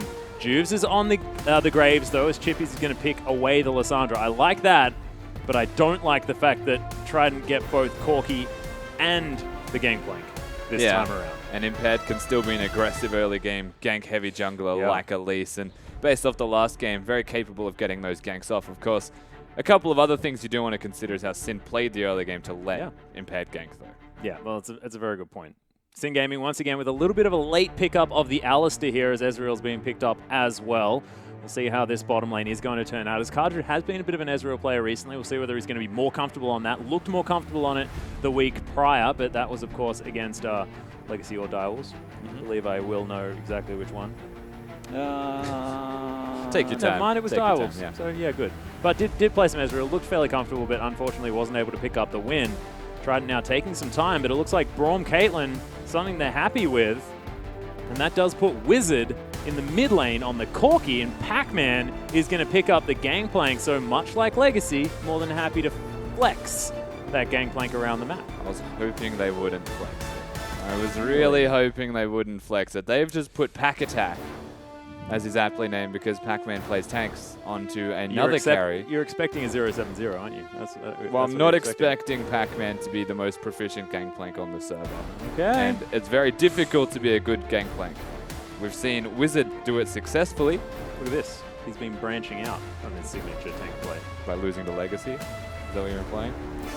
I didn't have much to go after that, to be perfectly frank with you. And branching out doesn't mean proficient as Yeah, well. I'm going to continue that trend. He's not going to be... Yeah, I'm not going to see him locking Gangplank. Oh god, the holy grail of champions has been locked in. Pac-Man, suddenly good at carries. We need him to prove himself, is what we're saying. Yeah, that's a very good point. And look, what better way to do it than if he's being called sort of the pack attack, you know, this sort of stuff is being thrown around, then you may as well prove that you're not. Pick up someone that does a heck of a lot of damage, you know, and just make it work for you instead of what happened there to Infernum. But let's get back to the champion selected hand, because there's a Cassiopeia being locked in once again here for Rymeister. He's played two champions twice now. It's Cassiopeia and Yasuo. Yasuo, of course, banned away, and Cassiopeia more than happy to pick up and puts a lot of magic damage on this team and a lot of AoE. It is a lot of magic damage. There's a lot of raw early damage, though, as well from this Sin roster. Cassiopeia into Corki feels like something that Rymeister actually just wants to play, and one of the biggest things that it scales potentially better than that of a Corki, just from the raw damage that you can get, the crazy amounts of ability power you can start to stack up. And he has a Rod of Ages build generally on Cassiopeia, so it doesn't go for the tier and doesn't lose at that initial power spike that a Corki gets. Yeah, that's a good point, but we'll see exactly how things go. We want to hear from you. Use that hashtag TryWin or the hashtag SinWin if you think Trident can pick up their first victory here in the OPL as far as matches are concerned. Use that TryWin, or of course, if you think Sin are going to be able to fight back, they need to win this, of course, to try and get themselves back in the right mental state. Because, of course, they 2-0'd Trident pretty handily first time they saw them. It was a confident Sin lineup looking very, very different now, especially after that Direwolves loss. Absolutely, and of course, make sure you use the hashtag IMOPL as we are getting into this game. Yeah, let us know who you want to duo with as well. Exactly right. And why it's me and not Spawn. Haha! It's because you're higher rating. And of course, as soon as your rating is higher, you're a better player. That's what they say. Yeah. I was just you know. Spawn didn't like that one very much. No, you're going to To need to all calm those down playing over at there, home. Spawn, all right? Cartridge won the game, though, as far as the early game is concerned. Because Wizard has to go back already. First blood generally indicates the victors. Of course, it is a mind game, and that has been won. Sin have been known, again, while we're talking about mind games, to bounce back quite nicely. Yeah. They're an emotional team, and they are working off momentum quite heavily. So you'd assume that Sin, they go down in game one, and they just completely tilt, but they actually are good at bouncing it back. Well, Pac-Man has actually managed to get his voice heard on the OPL now. Time to stop dreaming and start memeing. Hashtag tryhards. Isn't that, like, the one thing you don't I don't want know. to Maybe stop memeing and start dreaming, dude, because you're, like, you know, you're one up in a series. I mean, this ain't no dream no more. Nor is it a meme. I don't even know. I just found that tweet very confusing and strange, but I like the fact that he's vocal on social media, so that's cool. +1 to Pac-Man. Yeah. Social media use. I very Of much course. like his stream as well. If you guys want to, I think it's /Pac-Man Rage here on Twitch. Look, Atlas. I'm what we not an need to- advocate. No, I shouldn't be doing that. That's very, very true. Trident are going to be able to take down the Krugs here on the bottom side of the map. Same thing going to happen towards the top side as Juve's going to take them now out as the Gromp is going to fall bottom side for Sin. Yeah, so standard lanes this time, a bit of a difference to last game. Sin were the ones to put it into effect. And you have to remember the very cheeky engage and invade that happened from Trident to secure themselves the red buff. Not going to happen this game. So we are going to have a 2v2. And it is still a Caitlyn though for addition, so laning phase, you always give it to the Caitlyn just because it is a Caitlyn after all. Weird thing as well is it's now up against an Ezreal, and as far as power spikes are concerned, I mean, both of these champions with relative lulls towards that sort of early mid-game. I would say that a Caitlyn still spikes at a BF sword where a tier does not. It's That's just a that good when the point. first item is completed for a Caitlyn, Ezreal actually has his first item and half spikes himself. A 2-item champion, Cardred, whereas Edition is kind of like a half item and then a 3-item champion. Very strange. In the laning phase, though, probably still relatively strong using that long range, but we'll see how it goes as we check into that bot lane another time, because Juice is potentially coming in for a level 2 gank. Pac-Man already stunned up, has a barrel prepared, will get the extra movement speed, but he will be forced to flash. Down to about 200 health. Juice is going for the dive. First blood comes in as Chippies picks that one up, and such aggressive play from Sin already. Juves gets an early jungle clear, works his way around the top side after getting red buff in level 3 from all of the camps. Doesn't do the scuttle crab and comes straight top lane. Pac-Man actually having the kegs at level 2. Not able to get out of the lockdown that Sin have got. Is going to make it back to lane, but that's not the start you want as a GP. Naturally, we are going to see this one again. Juves being level 3 is the biggest deal. And the flash from Pac-Man you might say was forced, but it's because he's standing next to a wall. And it's a Graves on the enemy team. That's the one thing you don't want to be doing, that tries to actually get some space. End of the line with so much damage there as well. As Cocoon's going to come in. Impaired takes a fair bit of damage though as Jakey is here. No red buff, for, blue buff, sorry, for Juves as he heads into his jungle. Impaired is going to use the repel to get out of the way of the cow, but Wizard taking some damage here in the mid lane. Hasn't used his cleanse, but there was a flash used by the jungler of Trident as there was just stuff happening all over the map just there. I got very confused. Yeah, Sin collapsed as well when Jakey was already in to help his jungler, in Sin's jungle, most importantly. Nothing comes from it across the board, but a lot of pressure mid. And this is the strength of a Cassiopeia in laning phase. It does a lot of damage. Yes, she most certainly does. 5 CS is going to be the lead from that one as Pac-Man putting some barrels together. Chippy's taking some damage there as he's shoving this wave forward. No fear out of Pac-Man as he's ahead back by quite a few CS. He has absolute knowledge of where Juves was as well, so at least 20 seconds is the time it'd take him to walk across the entire map through his own jungle. Yeah. You see playing back a little bit now as he wanted to get vision down for himself. He's going to be able to get a ward here. Understands that he's a little bit safer. We'll see how he plays as this game continues, but nice start here from the Gangplank. Yeah, to be up in farm is a big deal. But he's just been queuing Chippies in the face. Honestly, just getting lots of gold in his back pocket. Most comfortable. Lissandra doesn't have a lot of health to speak of. Even the mana usage, you need to be a little bit careful. Early game as Lissandra can't afford to use too many spells. Yeah, that's a good point. Without the passive up. Like you can see, Juves still getting stuff worked out. here in the Graves. Takes down a Rift Scuttler and now going to move towards the mid lane. So far, his presence has been most definitely felt. Sin now have about a 300 gold lead. Wizard now pushing this wave up. Impaired might actually find Juves as he throws down a pink ward.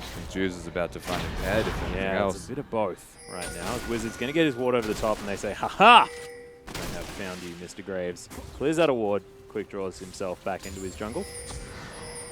Junglers are going to be a big deal at the moment. Top lane going well for Trident, just by having farm on a gangplank, but kill pressure always going to be there in a Lissandra lane, so Juves, the onus is on him to try and find kills up there. Mid lane, the onus is on Impaired to stop Wizard from bleeding out and losing lane. Well, Wizard, of course, did get poisoned there again. Rymeister continuing to chase forward now on this Cassiopeia.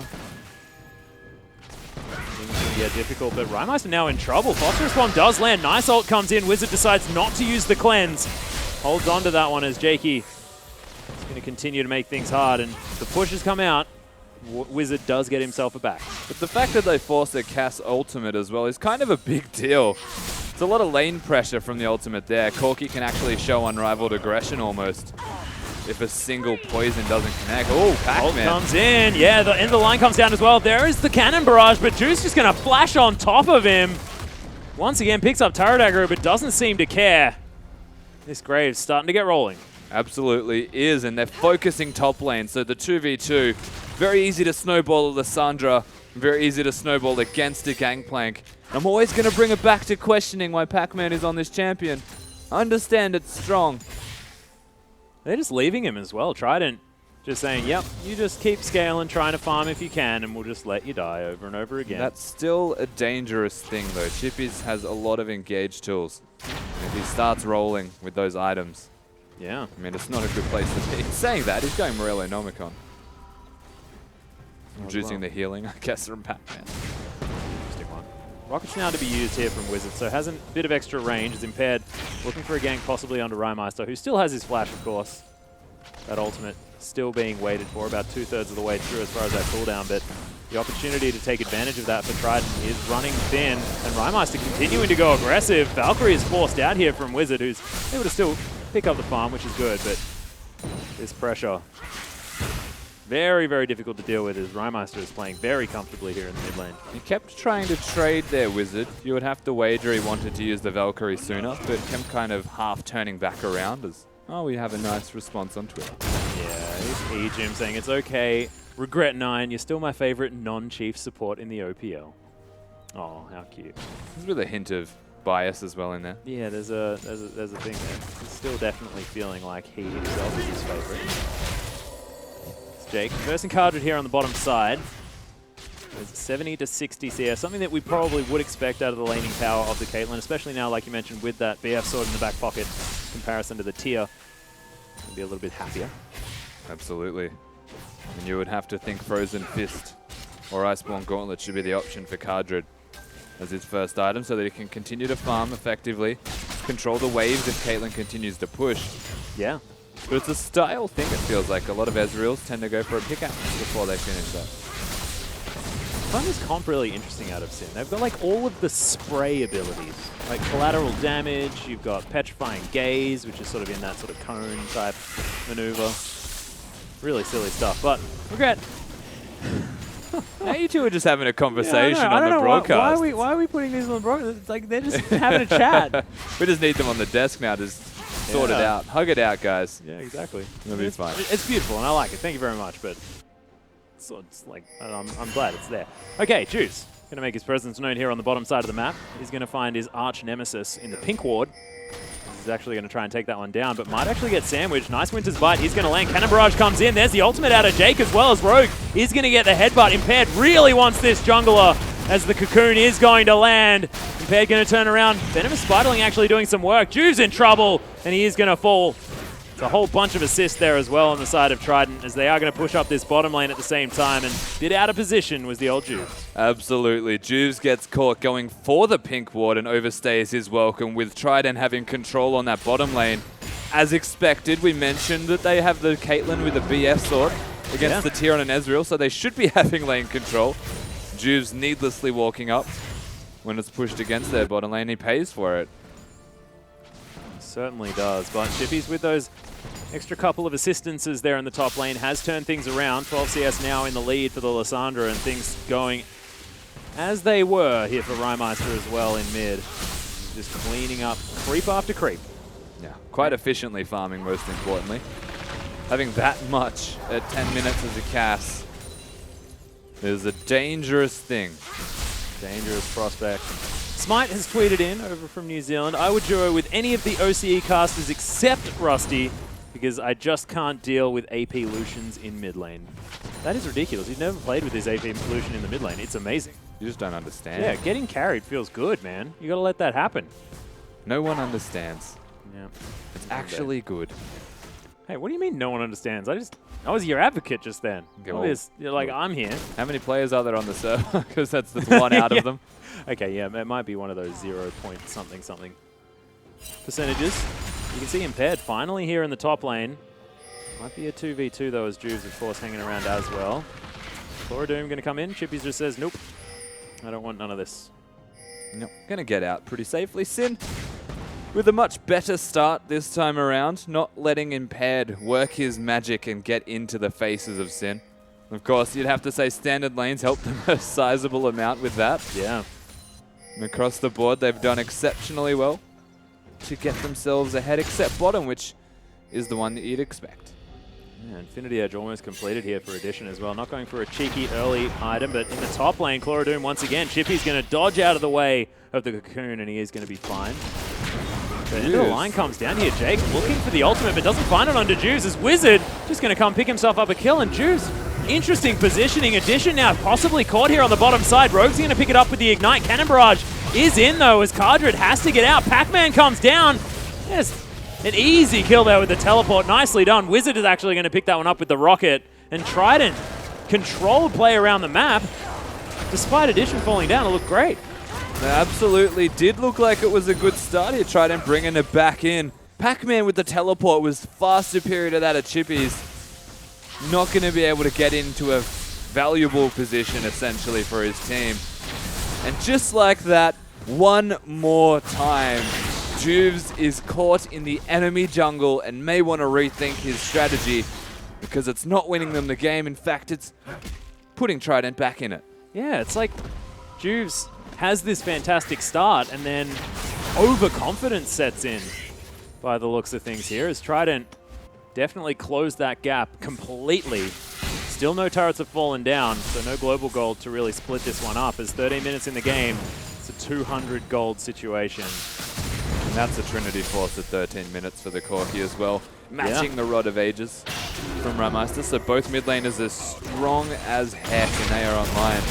Biggest disparity though is honestly the Caitlyn having a full Infinity Edge to a Sheen tier. Chippy's actually just using that claw in order to clear out this wave.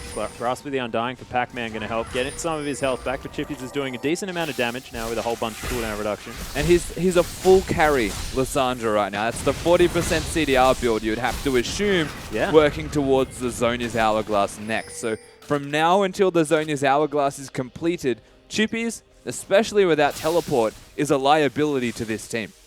If he has teleport and can engage, get a flank, it's going to be great. The damage he does is ridiculous, but execution is hard.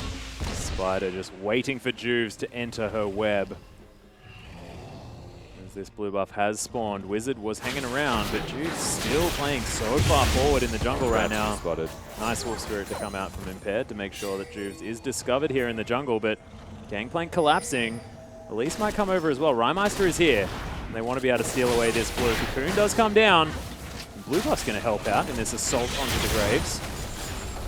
And they have a pink ward in here. This could be a difficult situation for either team. We'll see who manages to take control first, as Impaired does lock down the blue buff. It looks like that'll be enough here for Trident. Yeah, just a bit of pressure from Juves showing that he's not going to relent. Keeping vision on Impaired, and even forcing Impaired to take it, stops Wizard from having his own. And they can easily just walk Juves over with Rymeister, get his own blue buff, and have a massive advantage in this middle lane. It's something that you don't often look at and say it's a big deal. It's just the blue buff, but in terms of a one-on-one, that wins them the lane. Yeah, good point. Well, Cocoon not going to find Juves. So he's going to quick throw himself out of harm's way, and Pac-Man finally getting some assistance here towards the top side. Rymeister's in. Oh, goodness. Flashes over the top. There's a cannon barrage as well as Rymeister looking for the ultimate onto Addition. He gets headbutted. No mana there at all. True Shot barrage going to be enough as Jake, he's going to fall as well. And Sin, fantastic collapse. And despite the GP ult, nothing to be found there from Trident. Great work from Sin finding a rotation. Most importantly, Rymeister being able to get out of the middle lane after they pressured blue buff. Knowing that Wizard wasn't able to push at the time, it's just all around good map movements and being able to capitalize on 2 different fronts during that skirmish. Rymeister takes out the Braum, and Cardred and Rogue take out Addition. Well, Rymeister now as well with no ultimate. Oh, there's a flash cocoon, but it doesn't quite find it. Rymeister's going to fall, though, and impaired. He'll have to use the repel, and he's going to, but dies in the air from the poison. Okay, he probably could have used that a little bit earlier, couldn't he? Yes. I'm not sure if he had it earlier, but that just looked funny because he was in the air and just, you know what? You do you, Impaired. Yeah, well, Pac-Man now looking to close a distance here onto Chippies. That crit, he was absolutely going in. Next auto did. How's that far into? Oh, there's the crit, though. The Claw of Doom's being forced out, and Pac-Man taking some control here of the top side. Definitely doesn't look like he's dreaming anymore.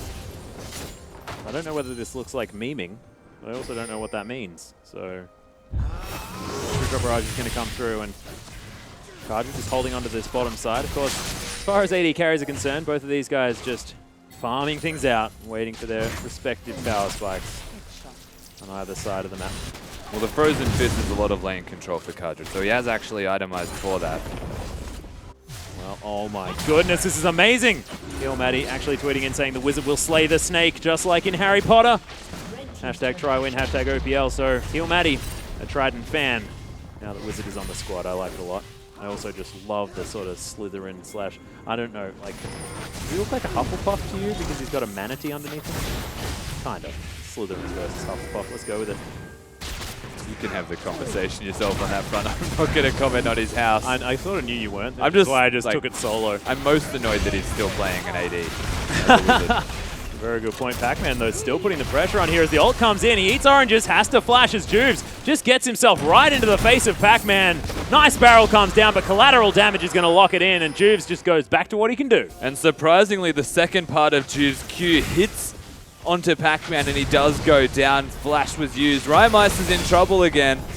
Yeah, Cardred is hanging around here, but nice ultimate comes through from Rymeister, positions himself well. Lots of damage comes in. Jake's going to fall, and Sin answer the dive quite nicely. Wizard can't quite deal with that turret just yet, and Chippies is finding his way in. Sin rotating around the map very nicely, but can't quite find too much more, but they'll take 2 kills and save the turret. Trident is so lucky that Rogue had a mechanical misplay. He pounded the ground instead of the enemies, didn't get the combo off, and they can kind of casually walk through the turret. Of course, Sin have enough damage. They still pick someone up. Could have been a lot worse. Didn't actually see that. Yeah, it wasn't great. Oh dear. However, though, Trident, they do have their big power spike with items. I think the only one missing is Caitlyn, so if they keep Caitlyn in a side lane, they can look to try and get a teleport flank from Pac-Man. Yeah, Pac-Man actually already playing aggressively, but now with the Trinity Force will look a little bit better. But Sam Newsted tweeting in, saying, leave Pac-Man alone, raise your koalas. Give him your koalas. I mean, I'm not going to lie to you, Sam. It feels thematically inaccurate given that he's a Kiwi. Yeah. Just so you know. That is another point. It's But just a point of awareness. we can raise all sorts of animals. It's absolutely fine. We're not limited. Happy to raise Kiwis. Yeah, we can raise some Kiwis. You'll have to work on, trying to fit that into a tweet. How do you get a Kiwi as far as, like, characters? Well, how did we draw a koala in that? Well, I don't. Yeah, no, I like it, but I just don't know how you do that. But look, we'll have to put it out. If someone can find it, I'm sure it'll be on the broadcast. Anything's better than a Jace cam. Barrel comes in. I can agree with that. Yes, we found it. Common ground, Rusty. We're getting there. Sin. 1.5 thousand gold lead. By no means something that Trident really need to worry about yet, but so far so good. Here for Sin is Impaired. Once again going to be able to take down a blue buff. Pac-Man coming around, but Juves is hanging in here. See whether he can get some work done. Ooh. Massive barrel damage now with the Trinity Force, and Pac-Man making things work. Phosphorus Bomb comes over. Wizard picks that one up. Dangerous way to go around here as Jake's just going to soak some damage from Cardred. Does mean that Wizard has the blue, though. It's a difference on the last blue buff they tried to take, where Juve forced Impaired to smite it. Means that the strength on this middle laner of Trident is big.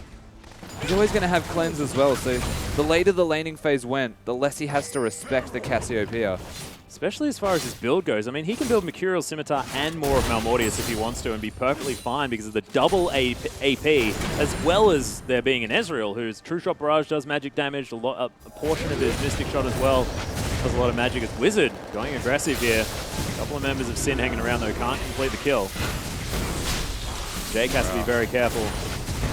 Ultimate out of addition, just trying to deter the mid laners. Juice is going to take an outer turret here on the bottom lane, so the split pushing Graves, making things happen. Yeah, good rotation from Juice.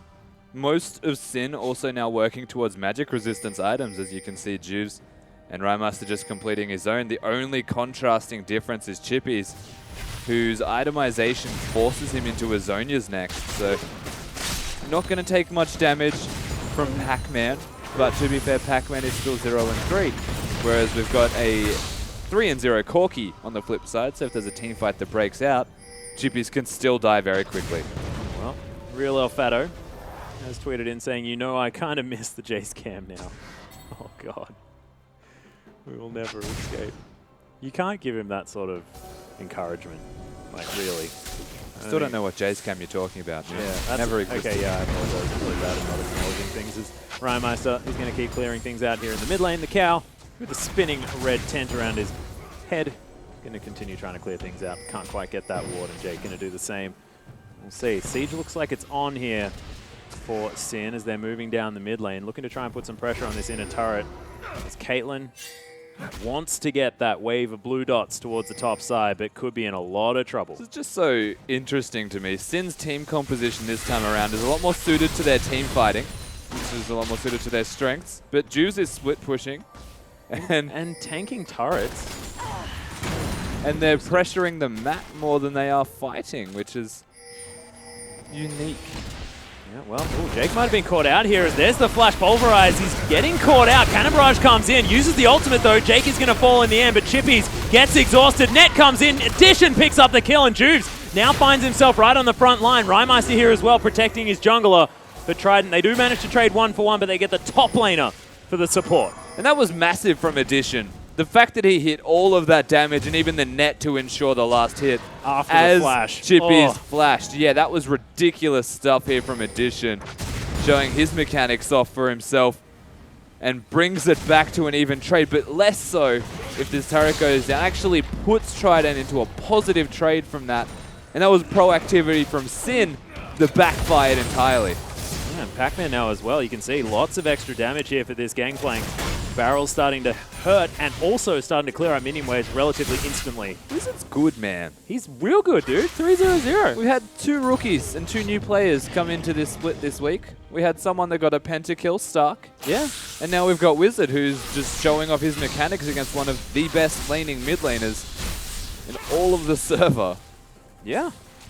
And Rymeister, I mean, he had his sort of way with it, but then Wizard just rotated really effectively, shows that the communication here is clear from Trident.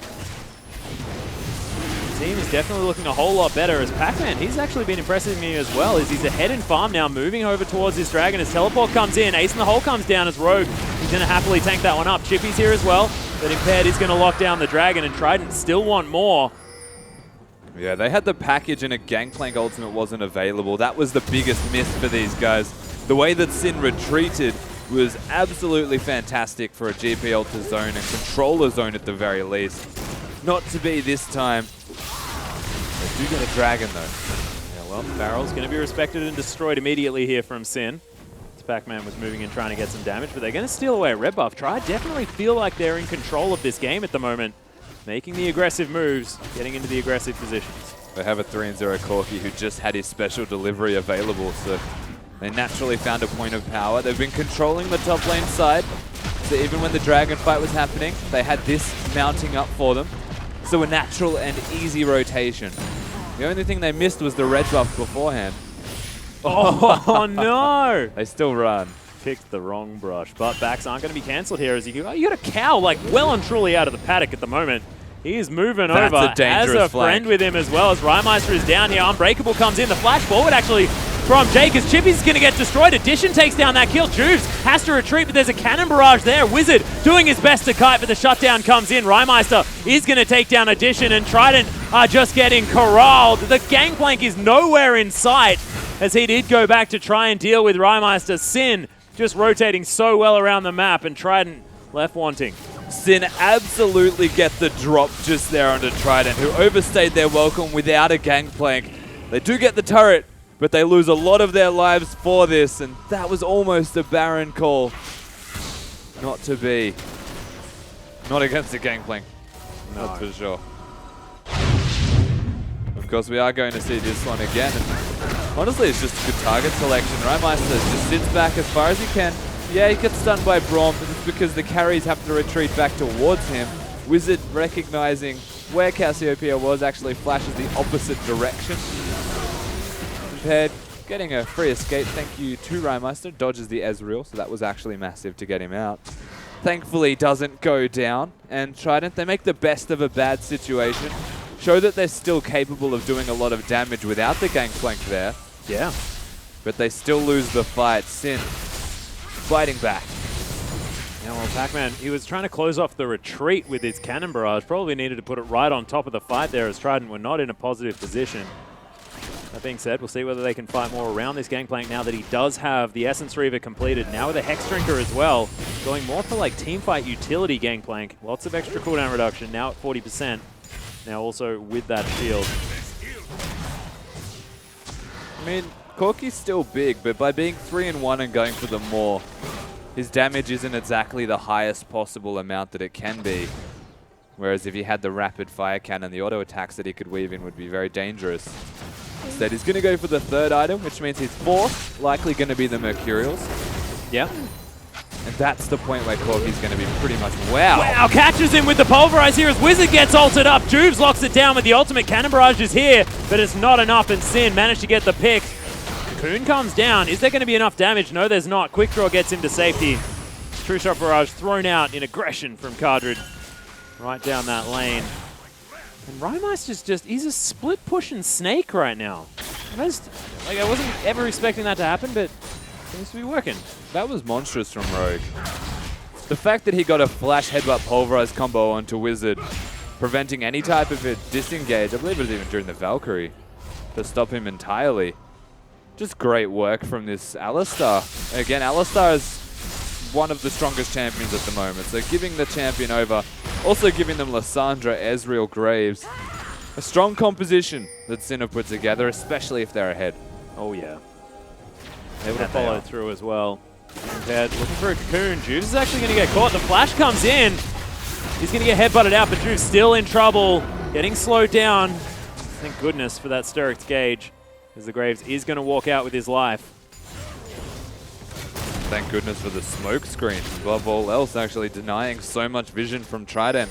They walk through it and then immediately have to back off, knowing they didn't have vision after the smoke screen. Juice gets caught, but you're right, the Steric's Gauge is enough to keep him well and truly in there, and even the Maw that didn't proc would have further helped him to get out alive. Well, I mean, is this still sort of Sin on a clock? I mean, is the Gangplank still going to be enough towards this late game? The Caitlyn as well, looking to try and scale up, grab that third item and really hit Addition sort of power spike. Is that still something Sin need to be scared of here, or are they well and truly in control and moving forward? Because, I mean, the gold lead is not high, but it feels like Sin just know what they want to do. They have momentum. Absolutely, Sin. I feel like Trident, they might scale further, but not to a great extent.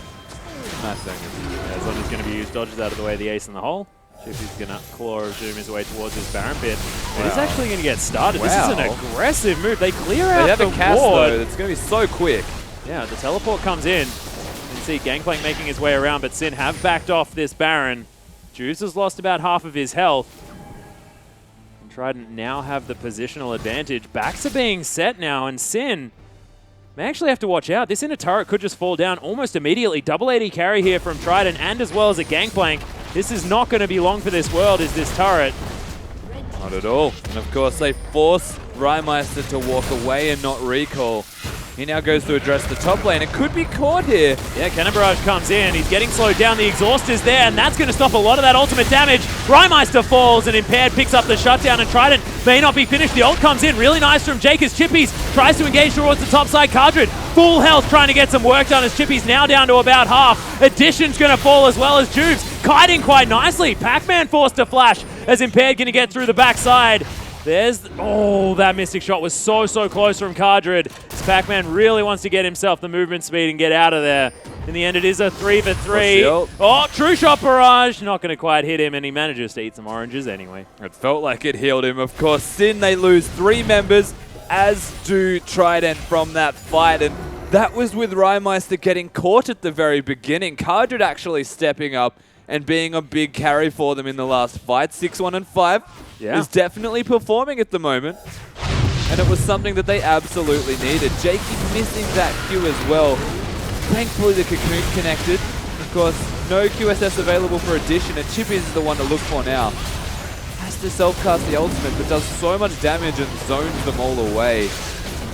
Just ridiculous, and Cardred comes in for the cleanup duty, forces them all to back up. Simple stuff. Yeah, Trident didn't have a whole lot of items in their back pocket as well. That was a sort of an extended exchange. So now, more Malmortius completed on the side of Pac-Man. They do have Rapid Fire Cannon for Wizard as well, as Mercurial Scimitar almost finished for Addition. That is going to be a very welcome addition to his build. Boy. I didn't want to say it, but I sort of trapped myself.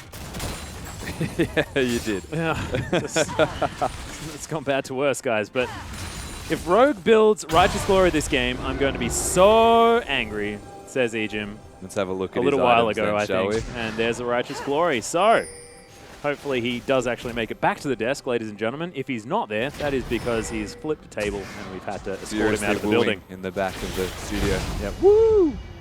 Isn't that cute? Same thing. I feel like it's just tilted noise. I like it. Well, Addition clearing minions out here as the package has been delivered behind Wizard. Cardred looking for something. Juve's actually going to aggressively move forward. Rogue looking for an engage, but they don't want to get onto the Braum first. True Shot Barrage only going to hit Impaired as Addition somehow dodges out of the way. Nice positioning there from Rymeister, but his position was known. Scrying Orb now going to be used to make sure that he's not still there. Jake definitely on the front line. Cocoon goes wide. Sin might see this as an answer, but it is just going to be the turret falling down and Rymeister being in the right place at the right time. Yeah, Rymeister committing to that top lane push and Sin having control of the jungle area. Trident were forced into a choke point. They did have to respect that fact. And so they do. And they back away and give up the objective. Now, of course, knowing that Sin aren't going to do the Baron. Thankfully, of course, for them. They back away and everything's going to reset one more time. This gold lead, considering we're 33 minutes in, surprisingly close. Yeah. And the scaling is still there for Trident. Not to mean that Sin by any means aren't scaling. You always look towards Gangplank at this point in the game. Like, if he crits, everyone dies. My problem with that is that he doesn't have his Infinity Edge yet. Going the first 3 items is definitely good items for a Gangplank. I mean, I'm not arguing that, but not having the Infinity Edge yet, which is so pivotal for the massive damage potential of the Gangplank. We'll see, of course. He's going to come online with the 4th item that is going to be that IE, but he needs to get there. Well, it's also going to be the most expensive IE ever. It's like 2,800 gold because he has a crit cloak, not a BF. Yeah. Maximizing his potential damage on the kegs with the crit. And split pushing while they start this Baron. Oh, Cannon Barrage comes in. Lots of damage here as Chippies takes the full massive one there in the middle. Trident now trying to do their work, but they're tunneling onto Jakey. Rymeister is going to take him down, but he may have left the rest of his team to the Wolves as now Addition takes down Chippies. Rymeister in trouble as well. Ace in the hole. He's going to come down for some big damage, and Wizard's going to be able to get there. Pac-Man actually secures the kill as Juves as well now forced to run away, and it's only a cow and a man with a beard or a moustache that are here to try and stop this Baron as Trident only lost the support. Juves now as well off to the side. Wizard wants it. Collateral damage is there. Juves with the sick 1v1. Now has the smite in here as well as Impaired. He might fall down. Shutdown comes in for Addition. As an ace comes in. Oh, what the heck? How did Juves die? What? There could have been many reasons, Trident. They still ace Sin. And they get out with 3 members alive. Only one of them barely. I want to see that replay. How did Juves die? It was either a Caitlyn kill or the Baron somehow did damage to him, which is entirely possible because Quick it trot does. over the wall and then died to Baron? No, he didn't even. He died on the other side of the pit, Atlas. I don't know Oh, how. God. Okay, okay. He's standing in his Baron. smoke screen. Yeah, Baron. Oh, no. So it still does damage on the outside of the pit. Of course, Sin, they did still get aced for that. Trident, they work their way back into this. They get themselves close to a 2,000 gold lead because of it, but they don't get the Baron just yet. Control is established, but that's only half the battle. And I find it so interesting. Both of these teams really want to take control of areas. You've got Wizard wanting to corral people with his rockets. You've got Pac-Man with that cannon barrage. Now with a bunch of doubloons. But over on the side of Sin, man, you got Chippies. You've got Rymeister there with his ultimate. It's like both team wants to do the same thing, but... Yes, but one would do it better. Every single time a Gangplank places the ultimate down, it's an underrated amount of damage that it deals, and the zone control that it puts in. Cardred at that Baron fight lost 70% of his health to Baron and the Gangplank ultimate, and was a non-factor, which is why Impaired was trying to put in overtime, actually killed him very easily.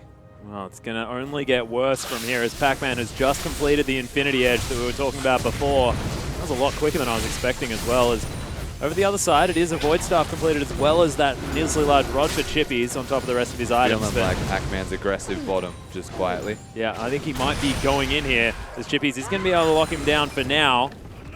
That barrel comes in and man, he's starting to take so much hurt.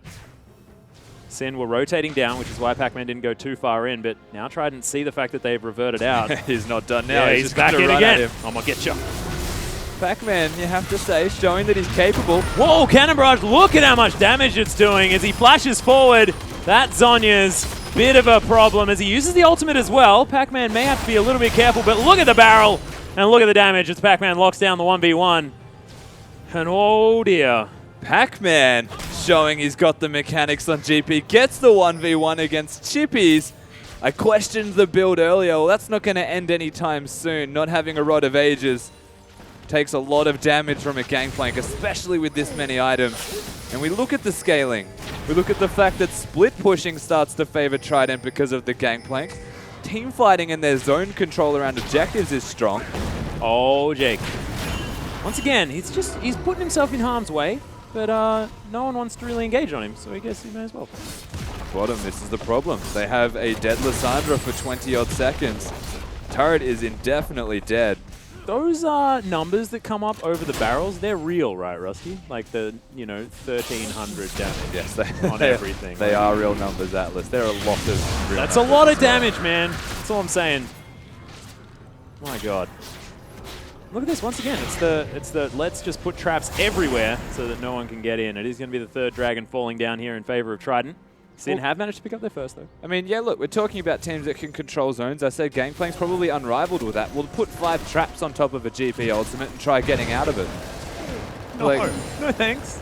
Put a package on top of it, try getting out of that. They just need a rumble now. Lay the red carpet over the top as Pac-Man still feeling like he's in a whole bunch of control. Has hit level 18 at the same time as Juves. You want to be careful there, buddy. He's going to move out of the way, but Trident with control of this area. Baron, of course, getting angry at Jake. Pac-Man just shoots him, and that's not going to make him any less angry. Stop hitting the... Oh, let the Baron unaggro, guys, Yeah. before you go in. Chill out. Of course, they do have the package. It could have been a good time to start the Baron up. They don't know where Chippies is, and the assumption that he's going to use the home guard teleport to flank is always in the back of the mind. Yeah. Plus, course, the Sin onus have is it. on Sin as well to make something happen Well, here. Look at the vision that Trident have got in Sin's jungle. They can just clear out the pit and start it at any time. You can see with all the traps across this wall. Jake, once again, in an Push it uncomfortable spot. Has to use the flash, gets in range, but there's the ultimate from Pac-Man, making sure that he's going to be safe. The ultimate actually used in response of Chippies, but he doesn't follow the claw, and that's a lot now bottom. down from Trident. Yeah, you're exactly right. So Pac-Man is just going to try and take an inhibitor as everyone's standing on traps to try and clear them out of the way. Pac-Man, though, Trident just trying to stop some backs. They're corralling the rest of the Sin. It's working. Yeah, this inhibitor, not long for the world as Chippies is trying to get back to base, but it may not be enough. Because look at how much damage he does. See you later, inhibitor. He has 400 attack damage. He gets a free inhibitor. Sin not being able to respond in time.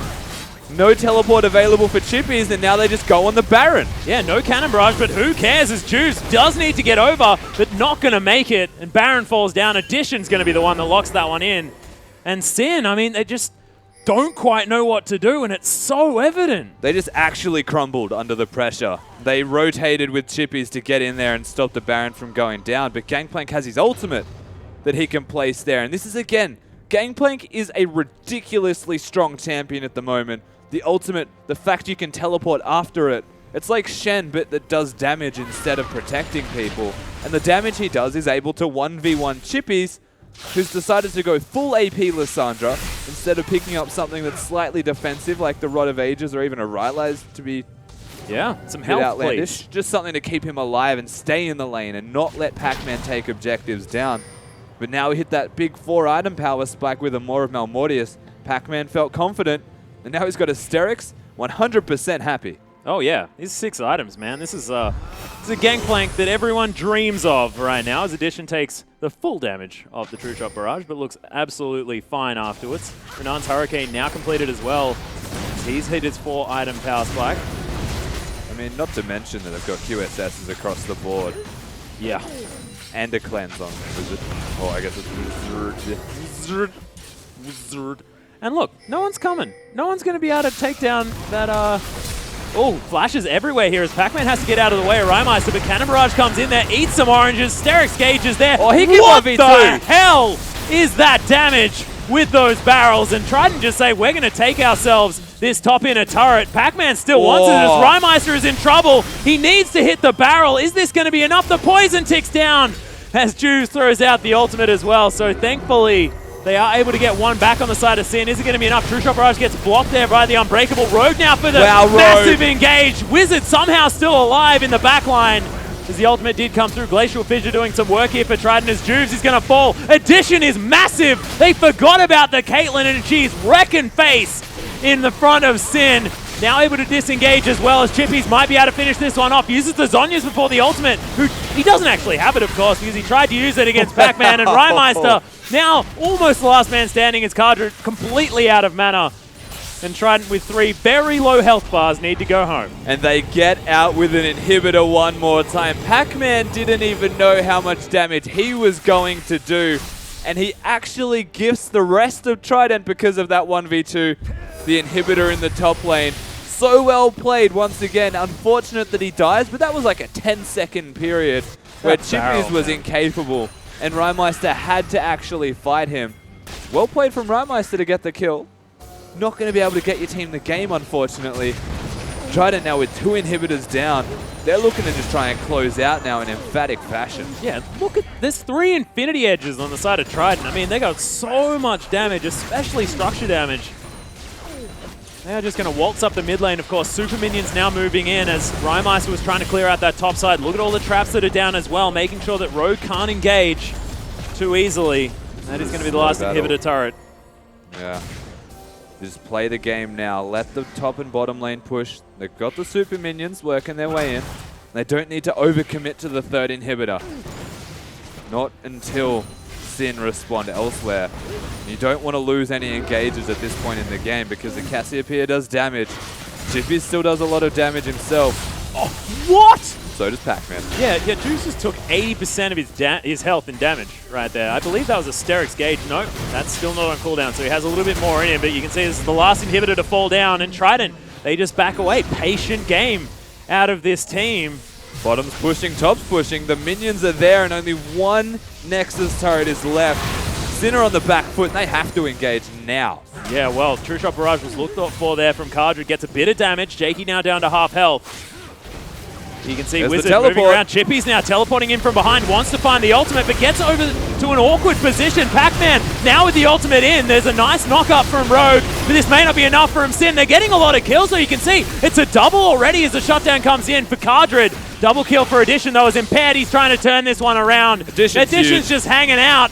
Able to get the auto attacks onto Cardred, but doesn't quite hit any of the abilities, and the triple kill comes in, but Cardred's still alive. Impaired looking to 1v1 the Nexus. No way can Cardred do this. There are so many minions. Impaired's going to kill it. This pesky spider, man. Flashes, gets out of the way of the cocoon using that arcane shift. He wants to find the kill here, No dodging way. out of the way. Repel's there, Super Creep's there as well. And Impaired, of course, the right man to take down the Nexus because he's had one hell of a series. Trident had one hell of a series. They get their first win on the board against Sin, who beat them in the first week. What a comeback performance, and welcome to the OPL Wizard as well. Oh, yeah, most definitely. Completely ridiculous stuff. Bit of a spinny situation. Hey there, Pastry Time. Hey, Pastry Time. How you doing, man? We're over here. We'll have a look at them. We had a little bit of a sneaky preview of the analyst desk. They are most definitely ready to get some analytical action on over on the desk. But we are going to throw it over, as I believe Spawn will be able to take us to the analyst desk. Thank you so much, Atlas, and thank you, Benji. You have been on point today. I just want to point out, the Jace cam, the Pastry spin, cam. the tour around the studio. Thumbs up, tweet it right at Benji. Let him know how much you appreciate the production quality. But getting back into the game, a 2-0 for Trident. Just want to point out, that means they're 5th on the ladder. Like, 1 win is all it takes to catapult yourself up the ranks in the OPL right now. And, yeah, once again, got to give credit where credit's due. The captain of the team, one of the big voices, the jungler. Impaired came up massive this series. Yeah, 2 big games. Very, very happy to see Impaired finally having big games like we expected him from. Massive Echo game. A little bit less impactful on the Elise, but I've seen his Elise games earlier, and this was much better. And just in general, the team seemed to be playing with much more confidence behind their captain, behind their jungler, and it showed. They've got that sweet honeymoon period going on with Wizard in the mid lane. They've replaced the mid laner and then to a more aggressive player, mind you, who plays the meta champions, and Impaired seems to be thriving with this. Yeah, that was always the thing about Trident, right? The 1-2 punch, the fact that they had an aggressive mid laner like Claire, then they had Impaired that was always shadowing, willing to back him up. They seem to have found similar synergy with Wizard now. The other member I wanted to talk to is Pac-Man. We gave him a lot of, criticism. He's a tanks player. Where does the carry come from? Lissandra Gangplank. It wasn't the prettiest Gangplank I've seen. I'm going to question his build path. You know what? I'm going to even question how he played it sometimes. But the ability to deflex Gangplank is what defines a team, whether they can play it or not. And in the late game, came up huge. Yeah, that's the big thing for me. Even if they'd lost that game, I was happy with the way Trident drafted because they have to pick Gangplank and show that they can play it in both lanes. We already saw that Wizard can play it. Pac-Man, I agree, not the cleanest Gangplank, but you have to be able to do that in this meta. You have to be able to flex the strong picks, and it's good to see Pac-Man stepping up and playing the meta. Yeah, it certainly is. Across the other side of the rift, though, we have to take a trip. Sin, the team that was very, very vocal once again. And, they are a good team. We do think that they are able to pull it back. But right now, something is just going on there. Going to take a visit to the top lane. The Juice Chippy synergy, it looks almost forced at the moment. At the start of that game, they were calling him into the lane almost too frequently, I have to think. Then towards the later stage of the team fights, things were just going awry again. Yeah, it worked early. They got an early kill onto Pac-Man, the Gangplank. They walked up, and Pac-Man took barrels, and he didn't have the oranges, so he couldn't escape the Lissandra W. But then the next one looked really forced. They both had to flash. Juves ended up walking through the turret, but they got the kills. So I guess it's okay, but then it just wasn't enough. The Gangplank just came out too big. Yeah, time and time again, it just seemed that Pac-Man was able to, shake it off. Even though he was behind, he was still that Gangplank. And, Rymeister, he is a very, very classy player, and we love him here on the desk, but something just seems still off at the moment. Yeah, I can't quite put my finger on other than the champions that has been playing. He's had a bunch of different champions. I get the Cassio and Sakoki thing. I actually think it is a good matchup for Cassio, but for me, Rymeister's almost being too cute. If Pac-Man is going away from his tanks playing Gangplank Lissandra, Rymeister needs to go back to the meta champions, in my opinion. Yeah, I think I equate it to Keen, the old OS mid laner that's now in LCS. He's just playing all of these meme champions. He's just playing everything not meta because he thinks he's ahead of the pack or something. I don't really know what it is, but if he just goes back to the meta champions, he's a really good mid laner. I feel like he'd do a lot better than picking these cheesy sort of things to get an edge. Yeah, I certainly do as well. But what that means, guys, is that Trident is able to get their first win by 2-0ing Sin. As we take a look at the rest of the results from the week, Hellion was able to take out Avant. Chiefs and Legacy both came up victorious. And Trident, as we said, also able to grab that win. As we look ahead to next week's schedule, however, we have some massive game in store for you guys. Sin will be against Avant, trying to get some redemption yet again against that team. Chiefs versus Hellions is our massive matchup of the night. It will be Ryu and the Korean imports coming up against the Chiefs, the former champions, before the OPL Legend match of Legacy versus Infernum. And finally, Trident will be versus Direwolves in our last game of the week. That match just got a whole lot more interesting, guys. Of course, as I said, big match of the week is going to be Chiefs versus Hellions. However, that is at 6 o'clock Australian Daylight Savings Time on Tuesday night. You're not going to want to miss that one. But that's all we have in store for you guys this week, unfortunately. On behalf of myself, the Des, thanks for coming once again, Ejim, and being with us. On behalf of Riot Benji, who had a terrific night, we want to, I guess, wish you a happy weekend, and we'll see you next week.